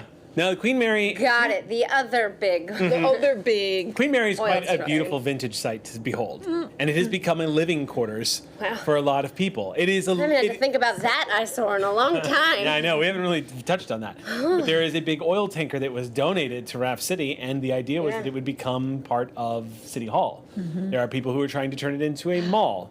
There's a lot of people who are worried about what that will do to the authenticity of Raft City, what that will do to... That's the one. Government. Local government. Oh, There is a small movement of people that want it to become a community center for Raft City. Everyone has really heated ideas. Right now, unfortunately, for the past 15 years, it's just been an oil tanker. So it's a big eyesore. Occasionally people are discovered inside of it, although it's like the abandoned mansion. No one's allowed to go in, but people go in anyway. So it's a bit of a problem. Bit of a problem. So It's definitely a problem. Yeah. Always has been. so that's why we give them help. as y'all are moving through the crowds of Raft City, you're catching glimpses of the news, like you did the past few times you're coming through. Okay. We gotta disable these. Keep going. I mean, there's video feeds. No, Los Angeles they're 2120. good. There's video feeds everywhere. So even when there's not don't wanna screens, know. even when there's not screens for people to watch the news on the side, you are entering into those zones where they're popping up AR. on your essentially the augmented reality displays that are popping up in your field's vision through either your glasses or your lenses, adding to the noise. They're muted when they appear, so you're not getting flooded with the audio input. However, as they are popping up every now and then, you're seeing things that are catching your interest that have been happening. For example, Mag Ball season's about to start. And so the city of Los Angeles is getting really hyped for that. But you also see everyone, roughly at the same time as it pops up, entering through the crowds, a muted interview with Casey Montgomery sitting on a couch with KTLA doing a live interview that looks like it's been recorded and it's replaying. Definitely gonna watch that. Okay. Cuts in about halfway through her dialogue. People have been trying to help Los Angeles this whole time. And I'm telling you right now, Natalie, there is a shadow government in Los Angeles that people need to wake up to. All the information that I gained from my investigation, it's not made up. And I have proof. I understand, and then at that point, the interviewer just cuts her off and says, yes, but we've already seen that Nystral Corp has been able to denounce the article that you wrote. And she's like, no, they didn't denounce the article I wrote. They tried to talk over it, and you can't talk over the truth. Everyone needs to know exactly what's been going on. You can't tell me that you don't look at the video feeds and see a woman jumping through the sky, and you can't tell me that things haven't changed in our city. It's multiple eyewitness reports have seen it, and I have proof and evidence that this stuff is real. and that these things are happening. And the interview continues to go as she passionately Repeats interjects and herself cuts. over and over and over Yeah. again beautifully. That's our Casey. That's Yep. supposed to be how messaging works. Say it repeatedly. You have to say it Always. many She's times. perfect for this. She's gonna do great. Y'all continue moving down the boulevard.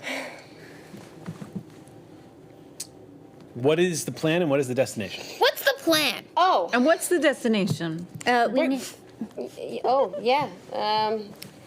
Everyone, Boat. gonna come meet my family. Oh. And borrow my dad's boat. Nice. And although 2KP said we're not supposed to tell other people we're alive. Or is this the thing where our families don't count? I mean, Oh, I already messaged my mom. Can I? Then I think can now we have our answer. I mean, I can't come back to Earth and not tell my mom. She would murder me. She would send me back to the moon. it's true. She would. The only reason I'm not telling my dad's is because I don't want them to get hurt or in trouble. Right. But if we can tell them, I really want you. we And should. also, we'll be right there. I mean, I think so. I think I will. Well, you checked in with your mom? No, I can later. I can send a message for you. If you don't. Sure. That's good. That's a good idea. What about Anton's family? I We'll get him back super soon, right? yeah, once me and Lacey figure out how to reopen interdimensional doorways and slip right through them and grab him and bring him back. I don't know. I think we should tell them something. They deserve to hear something. I just He haven't always figured told out them everything. what. He always told them everything. And they must be worried sick not having heard from him for 2.5 weeks. I mean, I know he wasn't as close, per se, to his parents as we are, but he was still close to them. I don't know. No, I agree. I think we should tell them. I just don't know how or when, and honestly, the more we put it off, then I wouldn't mind putting it off more. It's not fair to them. Yeah, it's not. But, like, what did we tell them? He's missing. That's all he is. That's all he is. He's just missing. It's true. Yeah. I write up a draft note and send it to folks because it seems like no one actually wants to talk and be the one who gives news, and so maybe doing written is easier. Or I know sometimes when I call people, I write a script first because talking is... That's a lot of thinking. So that's what all of you said, basically. If you want to send that. Thanks. Did you knew his parents, right? I mean, yeah, when I was like 10. But I don't know. What do I tell them? What do we... Lacey's got this note worked out. I know you still don't have glasses. I don't know. What if he's not just missing? Like, what if he's actually gone? Gone. Like, I can't feel him. Can you feel him? Can we feel him? No. We're in a different dimension. That's all that means. When we were in that interspace, I couldn't really feel you guys either. Yeah. He's not gone. He's not gone. It's just...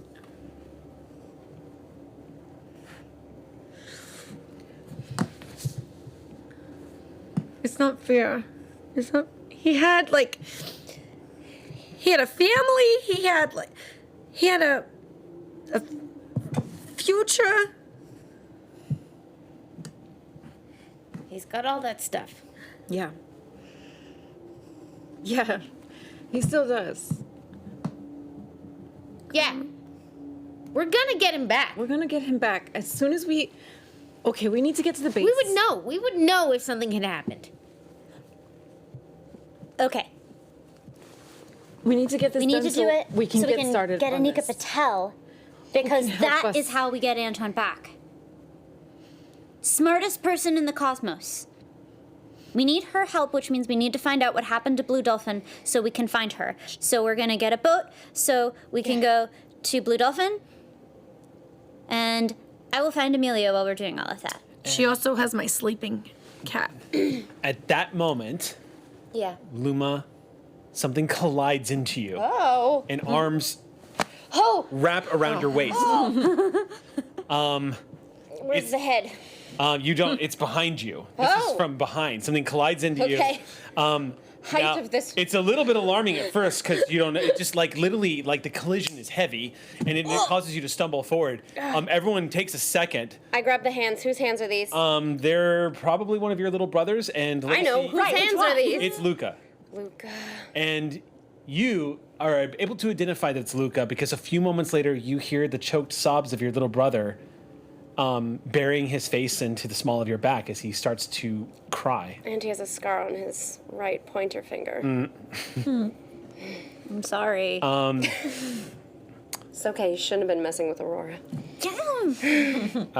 Yeah. Luca. Rip. Spin. He is clinging tightly. He doesn't Yeah. say anything. He just sobs as he's clinging to you and holding on to you. Hey, kid. You get my postcard from the moon? He doesn't reply. He just continues to cry hard, as he squeezes you as hard as he can. Hey. Grab face, wipe tears, wipe tears, wipe tears, wipe tears. Tears. I mean, his face is ruined. You kind of pull him back. He's doing that thing where you start to get hiccups because Yeah. you're trying so hard, and he's not making eye contact with you. He's kind of looking down as you're kissing at him, and then Baby, I'm okay. again he just kind of leans in Baby, again, baby. and just instead of squeezing, he just falls into your chest at that point. Pick him up. Yeah, he is not a small kid. You pick him up. He has definitely gotten heavy, being a 12-year-old. Oh my gosh. How many helpings of mom's food are you eating? And then you hear the whimper, "You're alive," leave his lips as he continues to cry. Oh, sweet, sweet kid. Why did you even have a single doubt I wasn't? You all watch as Luma holds her little brother. He's unable to reply. She couldn't murder gremlins, and she has to murder gremlins. Hey, handsome. At that point, Handsome, get yourself together right now. Luma, as you're kind of straightening him up, you realize he's running around out at the dock. It's like 11:30 at night. Like, It's Luca. yeah. So you kind of pull back. When does and he look ever at him. listen? And I'm probably- doing that thing where I'm obsessively like cleaning his His hair Hair is and just like face. like you're pulling it aside, and he. and I'm like whispering to him. I'm like, okay, you need to get it together because I want you to meet someone really, really important. So Get it this is together. Luca. This is one of the brothers. He nods. Okay, you ready? You ready? This is the You one gotta we got represent the family right now for me, bud. Okay. Okay, bud. Nods. Hold it together. Luca, I would like you to meet Cass. This is my girlfriend. Luca turns, and as you give this small wave, he goes, "Hi!" and just immediately falls apart and starts like head low, and then again sinks his head back into his sister's chest. Oh, honey. But he leaves his hand out as he's I patted awkwardly. okay. All right, bud. You got two more. You got two more. Can you do it? You got two more. Yes. You got it in you, bud? He just Come on, you're related to a superhero right now. he nods. You got and continues superhero nodding. blood in you. Hi, Lacey. Hi, Gremlin. Hey, kid, you went to that protest up on the radio tower? Oh, that one. Yeah, I thought you were talking about the one yesterday. Yesterday. Yeah, there's been a lot lately. Okay. Been a few. Okay. KP good, didn't right? mention that. Oh, hi. I'm Oya. Yes. Hi. The other two. You ready? I am. Wipes his face. Magnificent, beautiful Oya. I'd like to ruffle his hair, but by rewinding time. Before it was bed. The funny thing is he doesn't notice, so he just sits there kind of like, again, doing that thing where he doesn't want to make eye contact, very aware that he's crying in front of a bunch of people. So he's doing that thing where he's trying to open his eyes, but he's looking down and doesn't realize that his hair just suddenly starts going until it reaches a ruffled state and says, "Was that you at the tower?" Dangerous thing to do, but cool. Yeah. The stretchy guy was cool. Yeah, he Yeah. is. Yeah. And this is Hops. It's nice to meet you. I was the one glowing at the bottom. Oh, She saved you. you see Luca, his crying stops for a second and just goes, "Cool." Yeah, it's a pretty cool trick. I'm just gonna snap a little like spark. There's a popping sound. Once again, Whoops. illustrating that Hops' power, like the rest of you, has dramatically increased. And as she snaps her fingers, it is that the pop is so loud that it causes people in the crowd to turn and look to see where it was coming from, almost like a firework went off. Whoops. Sorry. Luca goes, "No, that was awesome." Mom's gonna be really mad at you.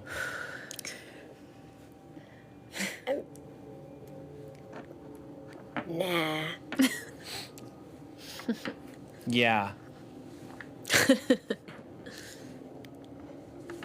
Should we go? No. Got your message. Yeah.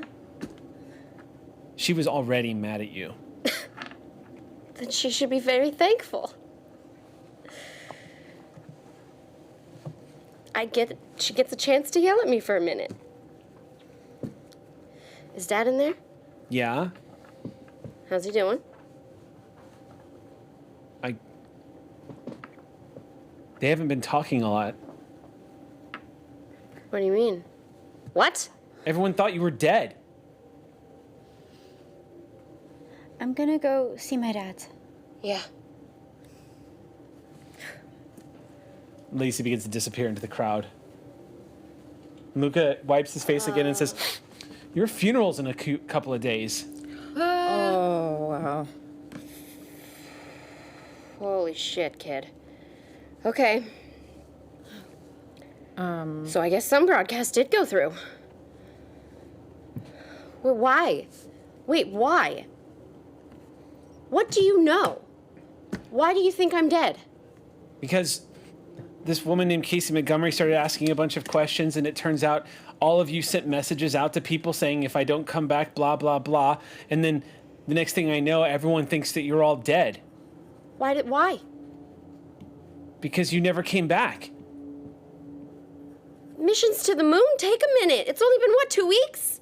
Well, just to give you a quick revision for your information, typical missions to the moon probably take about 2 weeks, yeah. But as you're saying this to Luca, you're starting to get the impression that no one fully understand exactly what you were doing. Yeah. And that the doomsday-esque messages to the, "Hey, I love you if you don't see me ever again," is probably what prevailed when the messages were finally received and reported on. Never tell anyone anything. Yeah. So My mom, did my mom even open her? Faith. Maybe you can just get it back. Yeah, can we like erase it from Okay. her inbox? Oh, you remember. did you really go to the moon, though? Yeah. Maybe we should just, Your sister's a superhero. I thought we weren't supposed to talk about that. Well, they're superheroes too, kid. Do you want me to snap again? Yes. No. It is cool though. Snap. At that point, Lacey, you're rolling up on a boat. You're home. The lights inside the boat are off. There is what looks like the soft light of perhaps like a lamp light on inside, but on deck, you see Ruben. Looks like pulling up what you know to be traps for crabs. He's pulling it up,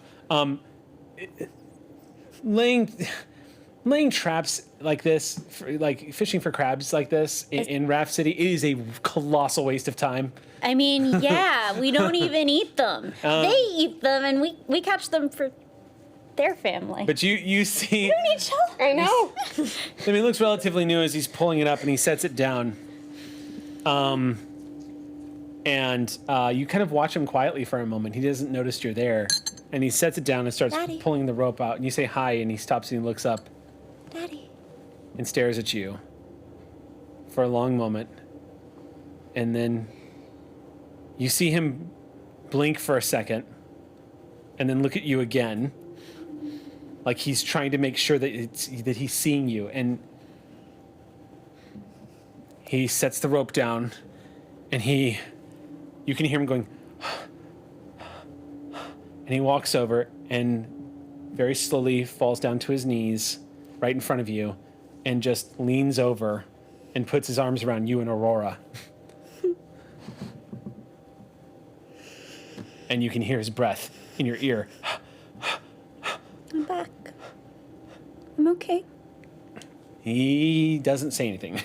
He just holds you for a moment. And then the choked sob of, my baby, my baby, my baby, my baby, my baby, baby, I'm okay. baby. And he just holds you, I'm back. repeating it over and over and over. There's a certain point at which all of the hugging becomes a little bit too much, but I just keep rubbing his back and repeating it. A few moments later, coming up on deck, you see Papa stepping on the deck. And without the typical joy in Papa's voice, you hear him say, "Baby, why do you keep throwing crab cages into the water? Papa. You're never going to get..." Oh my God. And then he dashes across the deck and almost trips over himself as he rushes over, and you are enveloped in two hugs. Okay, all right. This is definitely different. You are enveloped. Happy In- smiles, because we can definitely hear that. So approaching, I'm guessing you're headed to your boat? Yeah. Okay. We have to get Yep. their fishing boat. Yep. So is your... This is Can I just way I different. Can wait over there, or it's can't- I just at the I would timing, say it's weird. I would say this is. I was not expecting a funeral, so I'm gonna process that for 1 second, and maybe you guys should stay outside for 5 minutes. And Yeah, then okay, I'll be Luke over and here. I just 1 sec. But I definitely want you to meet them, all of you. Okay? Yeah, for sure. Okay. Okay. Pick up Luca. Okay, buddy. I'm gonna need you. All right. So you step across, slowly open the door. You all watch as Luma steps into the door, and then it closes behind her. Just swings closes automatically. And you stand outside, and you are all waiting. If I hear shouting, I'm going in. Or maybe I should definitely stay out. I don't. And the shouting starts. I'm just Kind gonna of grab. shouting. I'm gonna grab Cass, even though I have no strength. It's to hold her swearing back. at first. It's swearing at first. It sounds like somebody stops midway of a swear to start a new swear, and it becomes garbled. Was that English? Fuck shit. And then Push it. and then it gets kind of quiet, and y'all are just sitting outside listening to all of this. And then the wail of a mother who has seen a ghost. The sound of a woman who's found a daughter that she thought was lost forever. Really, not a lot of descriptor can do it justice. But you hear the cry of a mom who's been reunited with her daughter, which attracts a very masculine sounding voice. And then Cursing in 3, 2, 1. What the fuck? it actually continues going for longer than y'all expect. Everything you've heard about Luma's parents would indicate mom would go into full attitude mode in no time. It never happens. You all wait outside for about 5 minutes, and you're hearing the muffled speech inside. And Luma, it's actually worse than being yelled at. Oh, yeah. Yeah. Your mother... I wasn't lying when I said nah to Luca. Your mother starts, between her choked sobs, starts detailing how this has felt for her. Oh, God. And starts telling you what it's been like for her. And does not lay up. Going into detail about how she has been hurt and what this family has been through. And it's not even coming across like she's trying to just drill it into you and hurt you. Mm-hmm. It's even worse. It's not a woman that's attacking you. It's a woman explaining to you why she can't talk right now as she cries. Which leads to your father crying with her as he holds you. A few moments pass and Marco comes up from downstairs, sleepy-eyed and just rubbing his face. Luma! And comes rushing over. Y'all can hear the commotion inside the boat, but it's not as anticipated. And about 10 minutes pass of reconnecting and crying. Then the demands, where the hell have you been? What's happened to you? Do you need a hospital? When you... These are questions that I'm not even answering because I know she doesn't want an answer. No, She's they're just not, talking. Yeah. So I'm either nodding yes or no in response to whatever corresponding question, just letting her get it out. It's borderline hysterics. Letting all of them get it out. She is a woman that is trying to appear like she is in absolute control of her facilities right now, but is in fact putting up... She's not letting herself just fall apart like she wants to. And as a result, this drags a little bit. Yeah. And until finally, after about 10 minutes of the commotion y'all hear inside, kind of waiting out there, she just wipes her face. And she goes, "Are you hungry?" Mama. Starving. But first, I really I need you to be open to something right now, okay? She reaches out and grabs your dad's arm and just doesn't say anything. She just waits. It doesn't answer all your questions, but it'll give you my perspective of it. Okay, what? What is it? I want you to meet them. They're outside. She glances at the door, and so does your dad. And she leaves. Y'all are sitting out there. The door comes flying open, and you see... Mom. These are the people that keep me safe when I'm missing from you, okay? Cass's expression of the... Like, she just stares at all of you for a moment and goes... Are y'all hungry? Yes. Yes, very. Please. Yes. Well, get your asses in here. And she steps away from the door, and the screen door just... leaving the front door open. I want to quickly run back through the screen door to everyone. Uma opens the door up, now appearing in the doorway. It's okay now. You can come inside. It'll be okay. There's a lot of spaghetti. I can smell it. As y'all are moving across the... And I just want to quickly stop Cass as everyone... Come on. So as y'all are about to move across the bridge into the boat, Yeah. Hops, as your foot steps down on the bridge and the boat is kind of moving gently in the current, normally this would spike some anxiety in you. Two things are happening. One, you feel, as you're looking at the water, you suddenly feel like you're a time bomb. The sensations of not only the fear of drowning, but what's worse, Hops, is it's only been 2 days since you looked into the eyes of a cosmic horror. And I haven't slept. And it's raw. That fear of the water, it does what fear does. It sets off a cascade effect that does not respond to logic or rationality. It goes from fight or flight in an instant as you put your foot down and stare into the darkness of that ocean water. And you immediately feel that cold spike of anxiety shoot up the back of your spine into the back of your neck.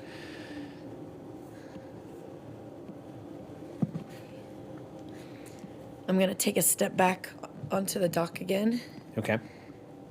and just look at them really quickly and be like, I have to do something first. But I'll be back. Okay. Okay. Okay. Do you want to do it alone? I think I have to. Okay. You have your tablet? Yeah. You want to send us a toot toot toot when you're ready for us? We love you so much. I love you too. I'll be back. Bye, Lindy.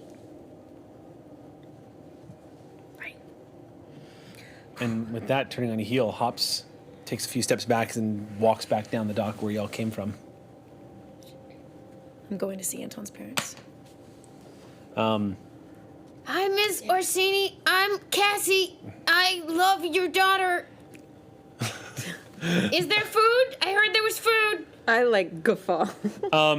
As the plates are being set down, she just kind of looks at you, and then Luca leans over and goes, "That's Luma's girlfriend."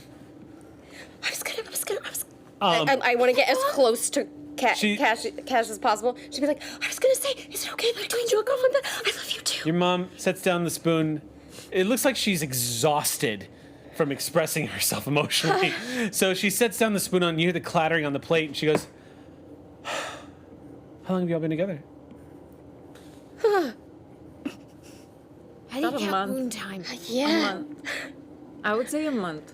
Month and a half? Month. Is Lacey here too? Month?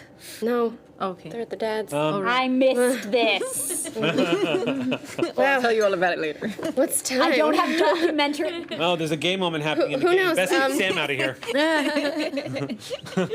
Happy anniversary? I don't know. What? Long enough. Now. I don't. How long were we on the moon? Since New Year. Since New Year's. So like a month. 2 Oh months. yeah, it's saying this out loud, by Oh, the way. 2 months. Okay. Wow. Luma's mom she says, "I'm Mariana. It's really nice to meet you. You're also a superhero?" Yes. Yes. Yeah. Okay. Cass is the strongest person I've ever met. Literally. Your daughter is. And this is Oya. Hi, Oya. Hi. They're basically a wizard. Okay. Yeah, I can do stuff. And you didn't get to meet Hops, but she's amazing. She's pure firecracker. You're gonna love her. She starts scooping the food back out onto the plate. Spaghetti, of course. Oh, this is super good. Thank you. Your dad Yeah, just she's better. squeezes your mom's hand and says, "We're very excited to meet you, Cass. This has just been a big night. We're taking this all in, but it's very nice to meet you." Hi, Mr. Luma. He smiles and just, Antony's fine. And Luma's mom stops and goes, I'm sorry. It's very nice to meet you, Cass. Oh, it's weird. I'm making it weird. I can go. No. No! It's not you making it weird. Just, It's a lot. It's a lot. I know, Mom. It's I've a gone from my daughter's dead, my daughter's alive, my daughter's fine, my daughter's happy, and it's like, it's a lot.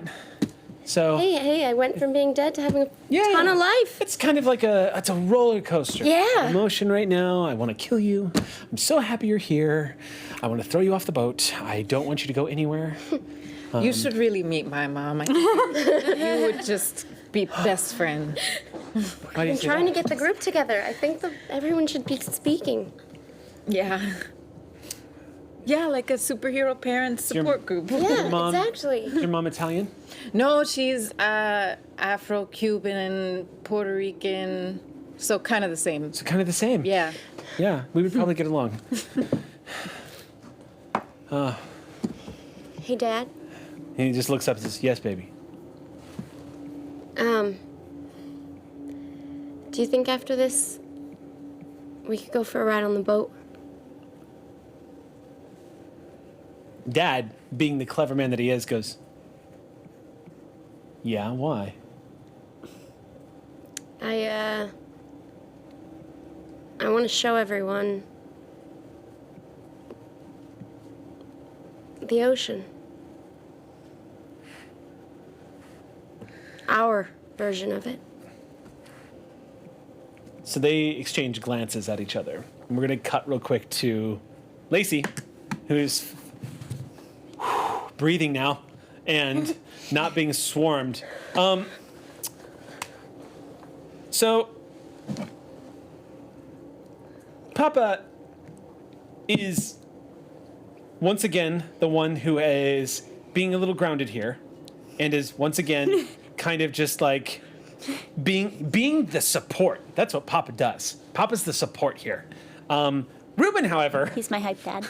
Ruben is pacing back and forth and cycling in and out of various stages of emotion and kind of talking in circles and then checking himself, acknowledging that he's probably being very stressful right now, and then diving right back into it at full speed. And Papa just kind of, he puts his hand on your shoulder and just says, we're gonna get through this, baby. We're just gonna let this play out, and we're gonna get through this.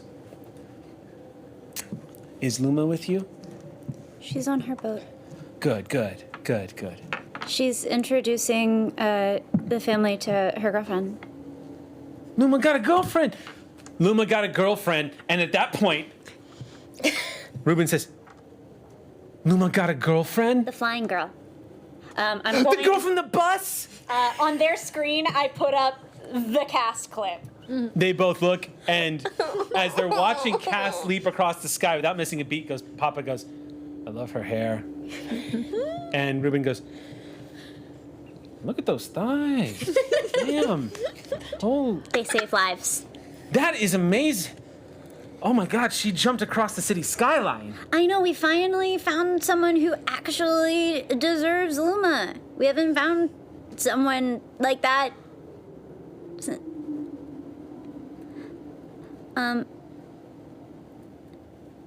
We lost someone.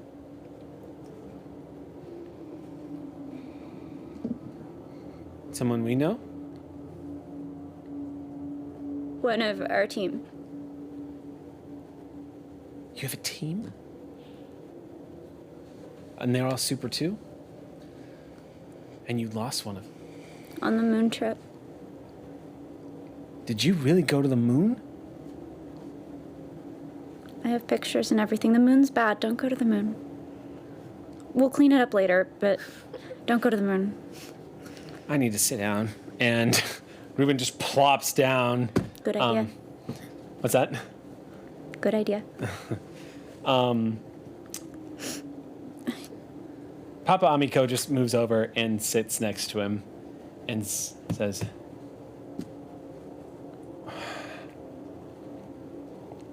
Are you sleepy? Do you want to rest? Are you gonna sleep here tonight?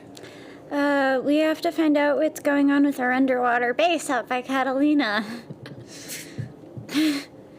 I couldn't raise it when we were flying through space, so we need to go and find out about it. And hopefully then I can find the troop transport that is ours. We have a spaceship now. Not the Endeavor. Okay. Well, then you should get something to eat first. And and he stands up and... All of the brands I like at last. None of the brands I settle for. All of the routine. Yes. And as he gets up to go to the kitchen area, Ruben leans in and says, before we cut away to Hops, Ruben leans in and says, "Tell me about your friend, baby." So I met him at the expo. And as you begin to go into a story of how you met a guy named Anton, a complete just douchebag when you met him, a Cassium employee of all things. Certainly just one of these corporate guys who actually, once you got to talking to him, was not a douchebag. In fact, was quite cool. And you begin to go into a story about this guy and how he defied stereotype and he saved lives. You're walking up to a doorstep, Hops. We're going to say it's been about an hour since you left your friends behind at Raft City. And this is one of the nicer parts of Los Angeles. It is near corporate LA in one of the megaplex apartment buildings that houses hundreds and hundreds of people. This is on one of the top floors, so you're near about the 45th floor right now. And the hallways up here are immaculate, like cold stone reflecting the overhead lights. It's beautiful. Very high-class living. And you're standing at the door to the apartment number that you know Anton's parents live at. Now, at this point, it's close to 1 a.m.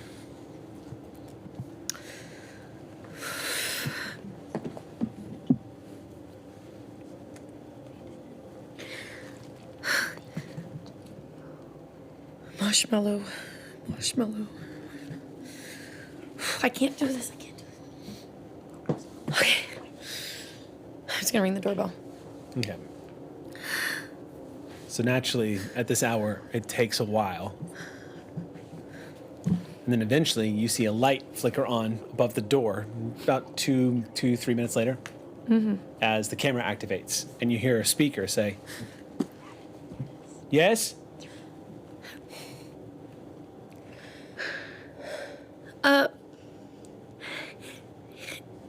It's Lindy. Lindy Hopper. Hops. You hear a beep, a beeping noise, the door, and it comes swinging open. You see a Latino man in a robe. You can see where Anton got his looks from. He is a silver fox of a man, looking pretty tired. Probably not just from lack of sleep. And the door swings open as he's tying this robe closed and goes, "Lindy Hopper." It's been a while. Hey, Mr. Andreas. My God, look at you.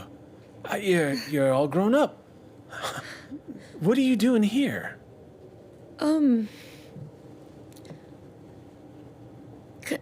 Can I come in for a minute or two? He looks back and says, "Yeah, of course. Come on in. Are you all right? Do you need me to call somebody?" And he pulls you into the apartment and closes the door.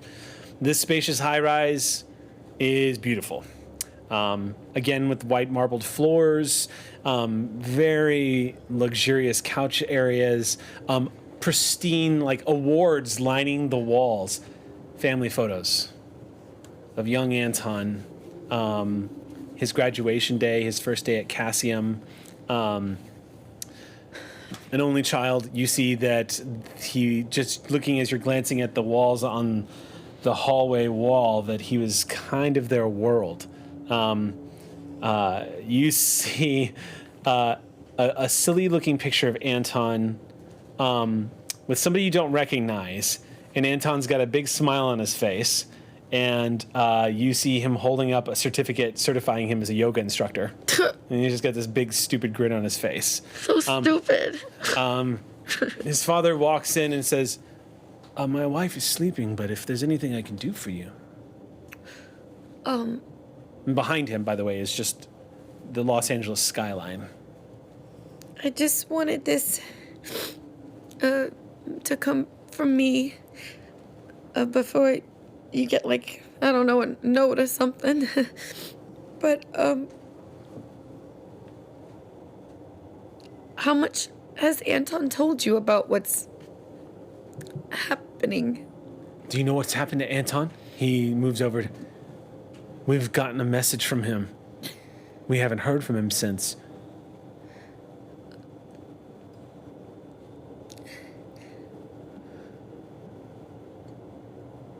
I think he might be gone. I think he might be gone, and I couldn't see him, and I tried, and I'm so sorry.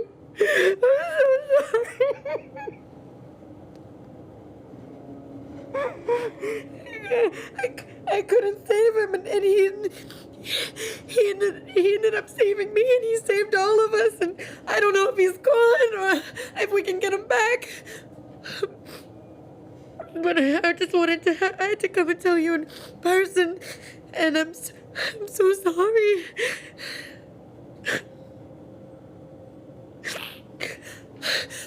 I should probably go. I'm sorry that I woke you up so late, and I've never had to do this before, so I don't think I did it right, and I'm sorry, but I should probably go. You probably get a note explaining it better, but I'm gonna do everything I can to get him back if he's still out there, and tell Miss Angeline I said hi or something. And I just walk out the door and leave. He watches you, doesn't say anything, but the look on his face is pretty apparent. And you close the door behind you and begin to make your way back down the hall. Dead silence behind you. You reach the elevator. It opens a few moments later. I don't think I should get into the elevator. I feel like tingly. I'll probably get stuck. So I'm gonna take the stairs really fast. Lots of stairs. It's okay. It's really And fast. you make it down in a few moments. I would say maybe 2 minutes of just platform. You have barely broken a sweat by the time you reach the bottom floor and come out, and then exit into the night air of downtown LA. I want to go to that abandoned warehouse. Okay. You beeline for the abandoned warehouse. Yep. Back at Raft City, the boat is being finished loaded. As they're squeezing life vests onto Luca, who's like, why do I have to wear this stupid thing? As everybody's piling into it.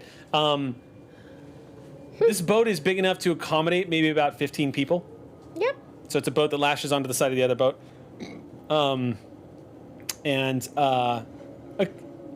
You have, of course, I Lacey. wasn't anticipating them coming along, but it's fine. Oh, I thought you wanted them all to go with you. No, it's okay. Honestly, that's how the conversation would have ended up. Yeah. Yep. Oh, we're gonna show them our version of the ocean. Let's all go.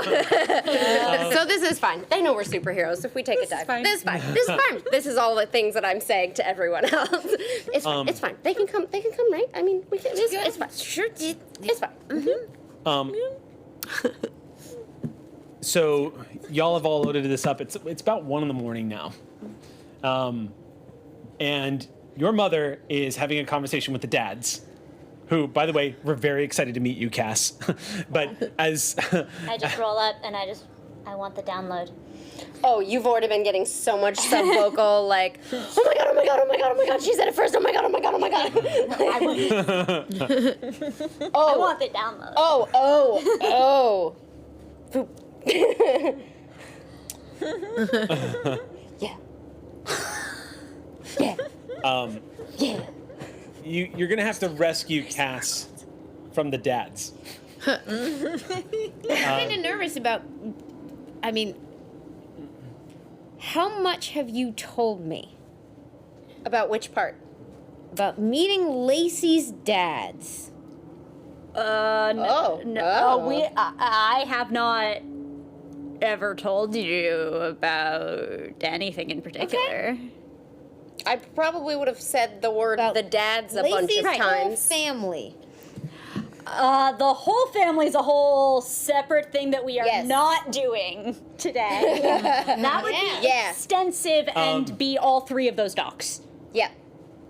It's all 6. So I would say you've heard me talk about the dads. Okay. Yep. However, in conversation with the dads, particularly with Ruben, as they're kind of like, "It's so nice to meet you. We saw you on the news feed. That was amazing. We're Lacey's so amazing. excited." Lacey is amazing. And as conversation continues to move on, you notice that as You've Ruben known is Luma continuing, like her whole life? what was that? So you've known Luma like her whole life? Whole life. Do you have pictures? Like baby pictures? We have them right here if you want to see them. And then pulls them out and says they've been hanging out together ever since. The trio was just inseparable, and brings up images and starts swiping through. Here's where they first met. This was one of the first things. He starts taking you through. And as they're kind of like quickly swiping, you start seeing all these fun pictures of Lacey and Luma growing up together, until gradually you start noticing that there is a third person in these pictures that they're scrolling through. As Luma enters into her teenage years. You start also seeing the transformations that Lacey is going through with wheelchairs. Lacey constantly upgrading and modifying their wheelchair. So you're seeing all of those come to be, but again, in a lot of these pictures, there's a third person that you've never seen before. Ruben looks at that and goes, "Oh, that's,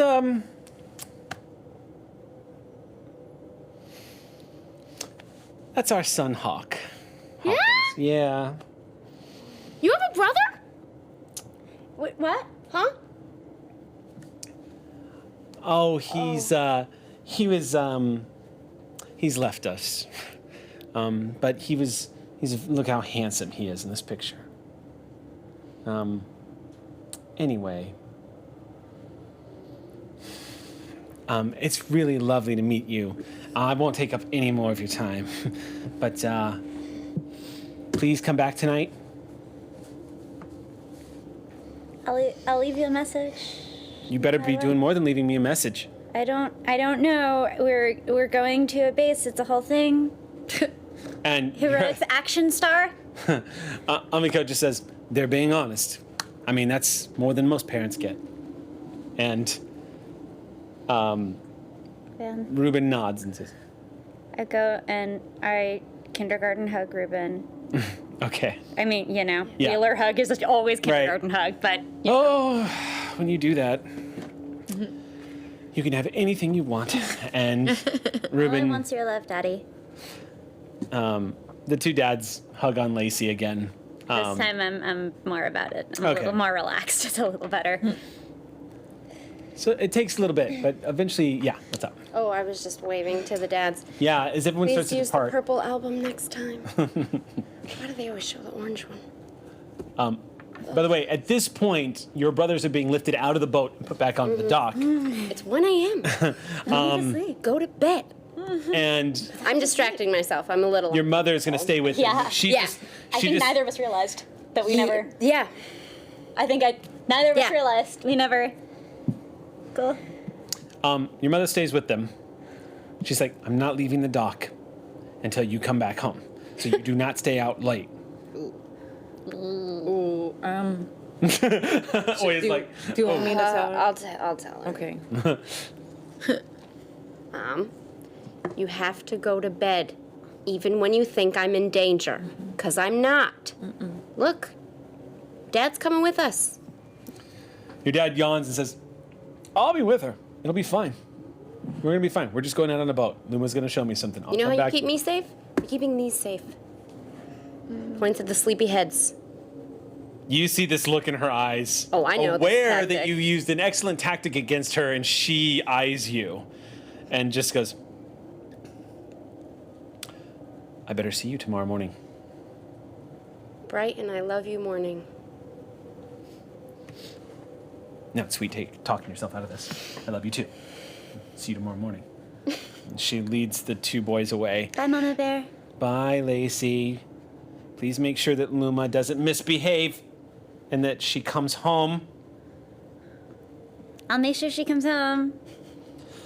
Oh my God. And then she leads the brothers away. No, it's she's gotten to anger. Things are moving. Okay, how much yelling was there? There's a lot of yelling. Her dad pipes in. Oh. Lots of yelling. And they start casting off. We're already getting going, so it's not that much. Mm-hmm. She's not even. Maybe she's going. Does she ever sleep in the dungeon? I'm sure she slept in the dungeon. So a few moments. It takes about, Bottom of the boat. I would say, about tell you. 20 There's a minutes lot. of making slow pace so you're not hitting the waves. But it takes about 20 minutes. Avoiding conversation. I'm looking for Amelia, is Okay. what I'm doing. Oh, you're looking for Amelia? Yes. How are you looking for Amelia? So there's satellites, there's Coast Guard, there's all of the cameras everywhere. I'm which basically Amelia? asking all camera systems in the area, have you seen this ship? As you give reference to a ship that is camouflaged to confuse surveillance. Have you seen this blob? So this avenue yields no successful results. Frack. As you've done an excellent job making Amelia very difficult to find, but also presumably hidden away somewhere. Would you like to do anything else? Yeah. Continue. What's up? So last cameras that I know Amelia passed, I'm gonna look through their logs and see if they report any kind of a consistent, something must have been wrong with me, glitch that I could track Amelia by. I'm attempting clever stuntage. Okay. Yeah, I'll give that a +1 stunt, and then I will set the difficulty at that'll be 7. Okay. So I don't have Sweet Baby with me, so I will expend a level of effort. okay, and you get back +1 Every point. time I so- do this, I'm a Sweet Baby. So, you go very quiet as you start sifting through data in your mind. The only ambient noise around you right now is the lapping of water up against the side of the boat and the gentle hum of the engine as y'all begin to coast through the waters. The Pacific Ocean at night in LA, as is typical, is freaking cold. It's very cold out here on the water as y'all are moving through. Cass, in your jacket, you're doing okay, but it is very chilly out here. And the water is not quite as choppy as it is in modern day LA because there's a lot of sea traffic coming through here. But your dad very expertly navigates and continues to make inane conversation, which is very comforting to hear again, Luma, as he just goes on and on and on. And every now and then you're catching your dad look back at you. Yeah. Almost like he's making sure you're still here. Yeah. And looks back, looks back, looks back. And Starts checking it. and I'm just talking to Keeping him talking? I'm keeping him talking, but I'm also telling Cass things like, you're gonna hear this story 17 more times. About 3 details will change each time. And I feel like I start word vomiting a little of my life because I feel like, oh my God, I haven't done that. Yeah. Clearly, we've. Yeah. So I'm like over giving you information of my family right now. I'm nodding and listening and absorbing and extremely not word vomiting. Because that's enough for me for today. And I'm reading those social cues, and I'm reading that I'm probably making you uncomfortable, but I'm not stopping. Which is a first for me. Am I sweating? I'm sorry, I'm talking a lot. Have you ever have you dived before? Nice boat.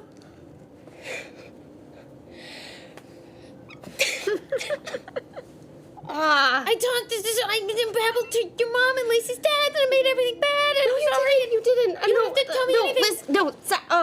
Oh, okay. Sorry.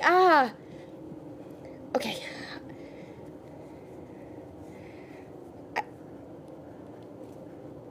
Here. I should have told you about Hawk by now. Hawkins, or Hawking, but Hawk.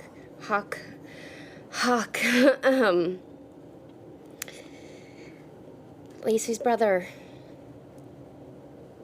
My best friend. First love, first not love, first adventure. Hawk, like, with the board? Like the footage from... Yeah. We were kind of a team.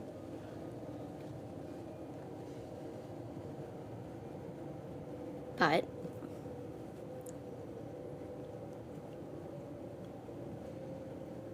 he passed away. It's okay. It's okay. He was wonderful and wild. You remind me so much of him, but not just in the sense that you both have so much life in you. Well, yeah. Present tense. I kiss you.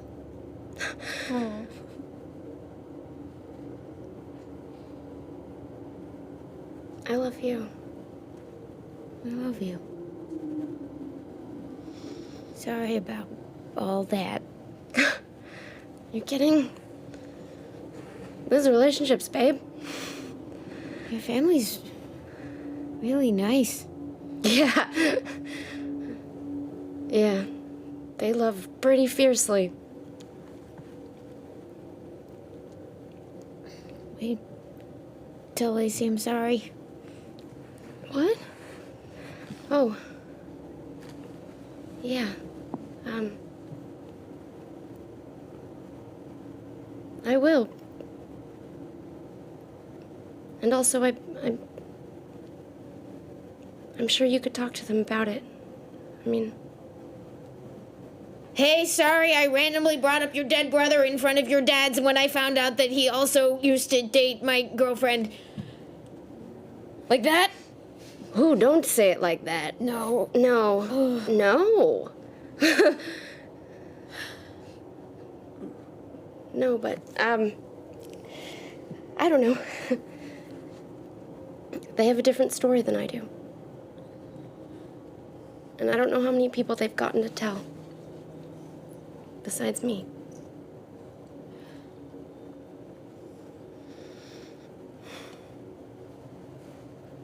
Girlfriend, huh?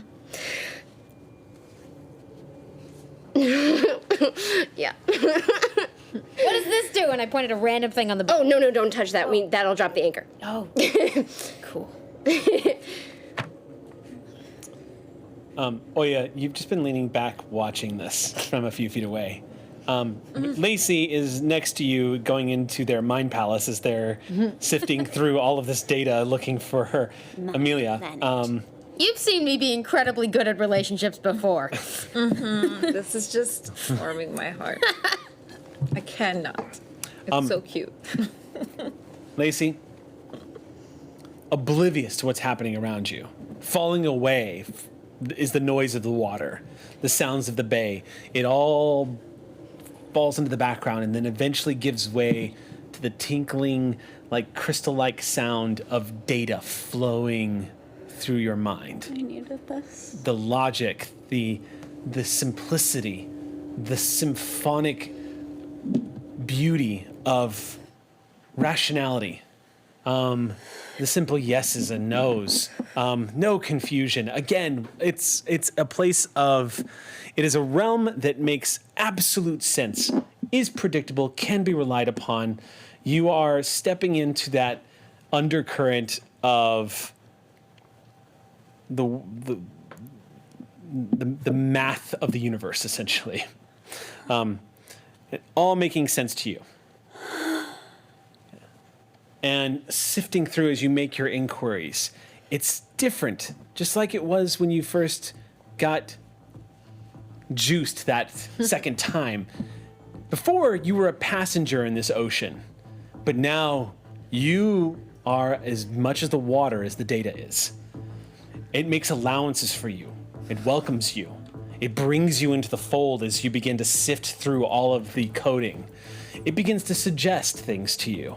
It begins to connect dots and help intuitively respond to the impulses of your brain. Almost like the network, the data stream that's all around you is an expansion of your own mind. Like your brain itself has become the web. You begin to get a small image at first and then a greater image of Los Angeles. And for a moment, you feel like a being that's looming over it, being able to see the mechanisms at work in everyday life. The ants moving around, playing their roles, doing what they do in order to keep the system running smoothly. If it doesn't work, it gets recycled, fixed, plugged up, made into something new, and it continues moving forward. No matter what happens, the code continues. Sifting deeper and deeper, looking for any images you can pull up of that damn dropship that you've done such a good job at making hard to find. Until finally, some of these lines of code that you've sent out across the web come back with possibilities. Something they wouldn't have done before, as information takes your inquiries quite literally. But this time, they respond to the curiosities. It's almost like the data codes are coming back and going, how about this, Lacey? How about this? Is this what you were looking for?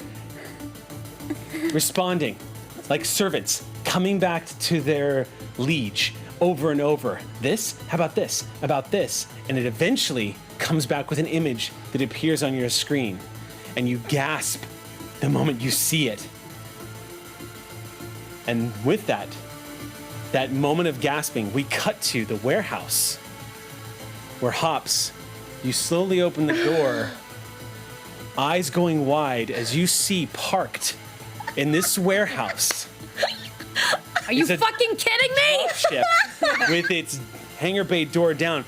In the darkness, it kind of resembles this giant monolithic blob of tech, but you were unmistakably aware that this is Amelia. And then, moments later, as you're like, what? Somebody's behind you. Oh. Looming over you. And you hear this animalistic, deep,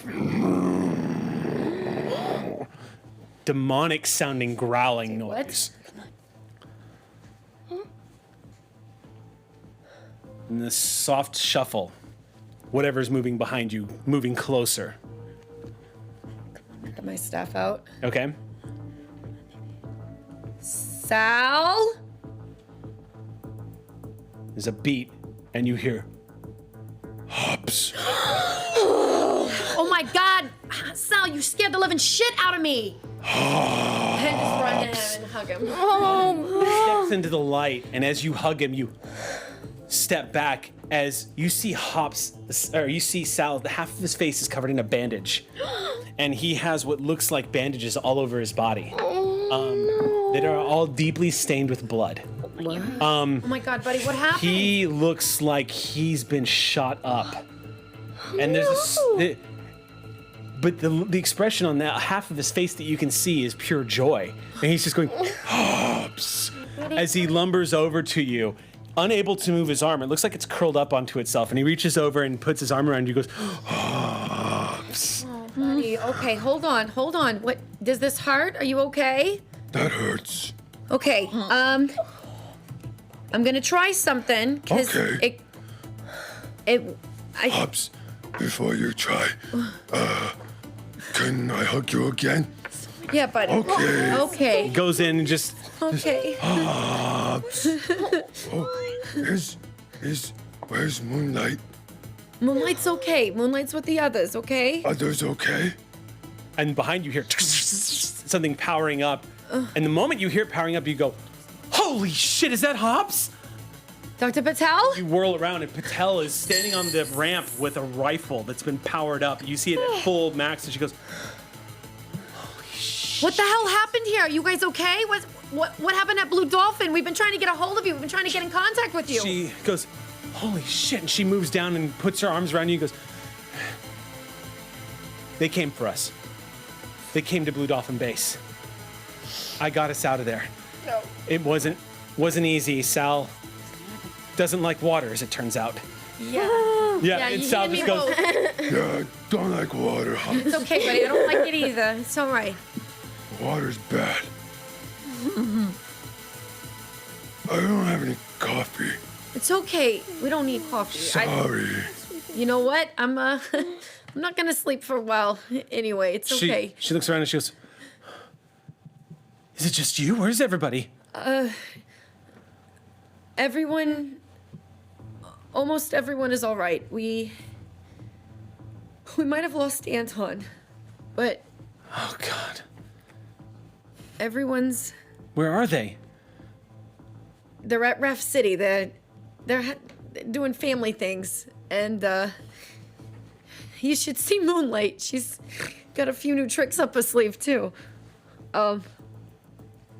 Actually, speaking of, I'm gonna go and touch Sal, and just give like a couple little shocks because I remember when we first met him and I shocked him. Yeah. Really liked that. She goes, "What do you do?" And then watches as, and he just goes,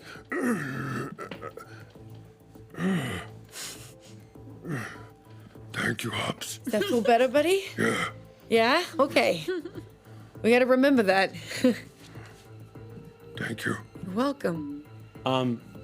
Okay. Wait. Shit. She goes- I'm gonna grab my tablet immediately. "Okay." And You come out of the data stream, Lacey, just go, and then everyone's alert activates. Hobbs is calling everyone.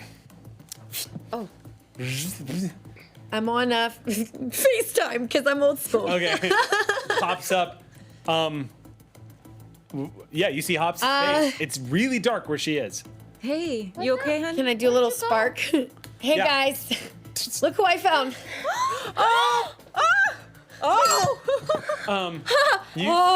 Yeah, and there's a moment where Patel just goes, "Holy shit!" And then you see Sal just go, Hi. Hi. Hey, King Captain. and then he reaches out and holds the tablet and goes, I'm Moonlight. and Moonlight looks at him and just, and Patel goes, "Where are y'all?" Headed to find you. Yeah, we were gonna go down to the base. The power's off, but we don't. What's going on? We were worried. What's going on? okay? Yeah. Are you at the base now? No, No, What we're- happened? We're above it. Get out of there! Get out of there right now! Okay. Yeah. Dad, turn around. Go that Your way. dad's in the middle of talking, going, "What? Why? We're leaving? Just turn around. Yeah, we saw the ocean. It was beautiful. Let's go. What's going on?" Dad, trust me. Just need to do it now. Just need to go. All right. And she goes, "You guys have got to get out of there right now. They're watching the base. They sent a strike team in there to take us. I don't know who it was. They weren't wearing corporate uniforms, but I think it must have been them." Oh my God. Okay. I immediately start looking up, anticipating some yeah. sort of attack. Yeah, looking around. Everyone's looking around. Your dad starts Looking pulling the down. boat around. Lacey, can you feel anything? Any sort of surveillance or something? I don't know how it works. Oh yeah, anything coming? I don't know. Can I do an insight? Or actually, can I get a premonition? No, anticipation. Look ahead to see how my actions might unfold. And I have an asset for the first task I perform. So, okay, go. Yeah, okay. Yeah. Do it. It's You one just- intellect. Okay. And you sit there and you all see that familiar amber glow that seeps into a deep reddish purple as Oya begins to manipulate time, looking beyond the now. Your eyes kind of roll back as the glow begins to emanate from you, and your dad is watching mesmerized Luma, and he goes, "Is she okay?" This is what she does. She's great. What do you see? You hear voices. Luma, what is that? And you hear, they're coming from below. And then you hear gunfire. You see splashing of water, and you feel it on your face. You see Luma's dad throwing himself to the deck as shadows begin to take up on top of the boat. You see Cass leaping up to meet them in battle as all of them begin to open fire with plasma rounds. And then you see flames coming out of the boat, and the vision just stops. We gotta get out of here much faster than this. I don't know how. They're gonna come from below, and they are armed. From below? Yes, and they're armed. Okay. How do we get out? How do we get out of here? Faster. Get ready. Faster. Faster, I like go now. by my dad. He I get up there. he hears all this and he goes, and the boat begins to speed along. You are all watching helplessly from the tablet. And as we pull away, as this boat is racing from a bird's eye view, as y'all cut white foam into the water, dashing back towards from a bird's eye view. If someone was overhead watching this boat speed along, they would see dozens of shadowy forms just below the surface of water, like angry sharks chasing after the boat at just the right speed. And that is where we leave off tonight's game. Break my tablet in half. oh man. Wow, that was so wow. It's fine. You know, I think everything's fine. I think we're all. We've been lighthearted using bunch, that and, word a lot tonight. Yes, we are that meme. Fine. Everything. Everything is Everything's fine. 2 thumbs up. Everything's fine. One thumb over. So I'm going to award everyone 2 experience points. Okay. We're gonna need I sure it. discovered some things. And Oh yeah. Hi. Oops. what's that? 2 last week, yeah. 2 from last Did week's not add game. those. Did I not? Wow. So lots going to happen next game. So definitely get ready for that, y'all. We're going to go ahead and jump out then. Okay. As always, great game tonight, you guys. Freaking great game. Thank you. Such wonderful vulnerability. Thank you so much for giving us a piece of this world tonight. Just such a pleasure to run games for you guys. We're going to leave you all off. Vampire is up next. Thank you so much, as always, for tuning in and seeing what happens next in Los Angeles 2120. We will see you this time next week. Until then, everyone, stay whimsical.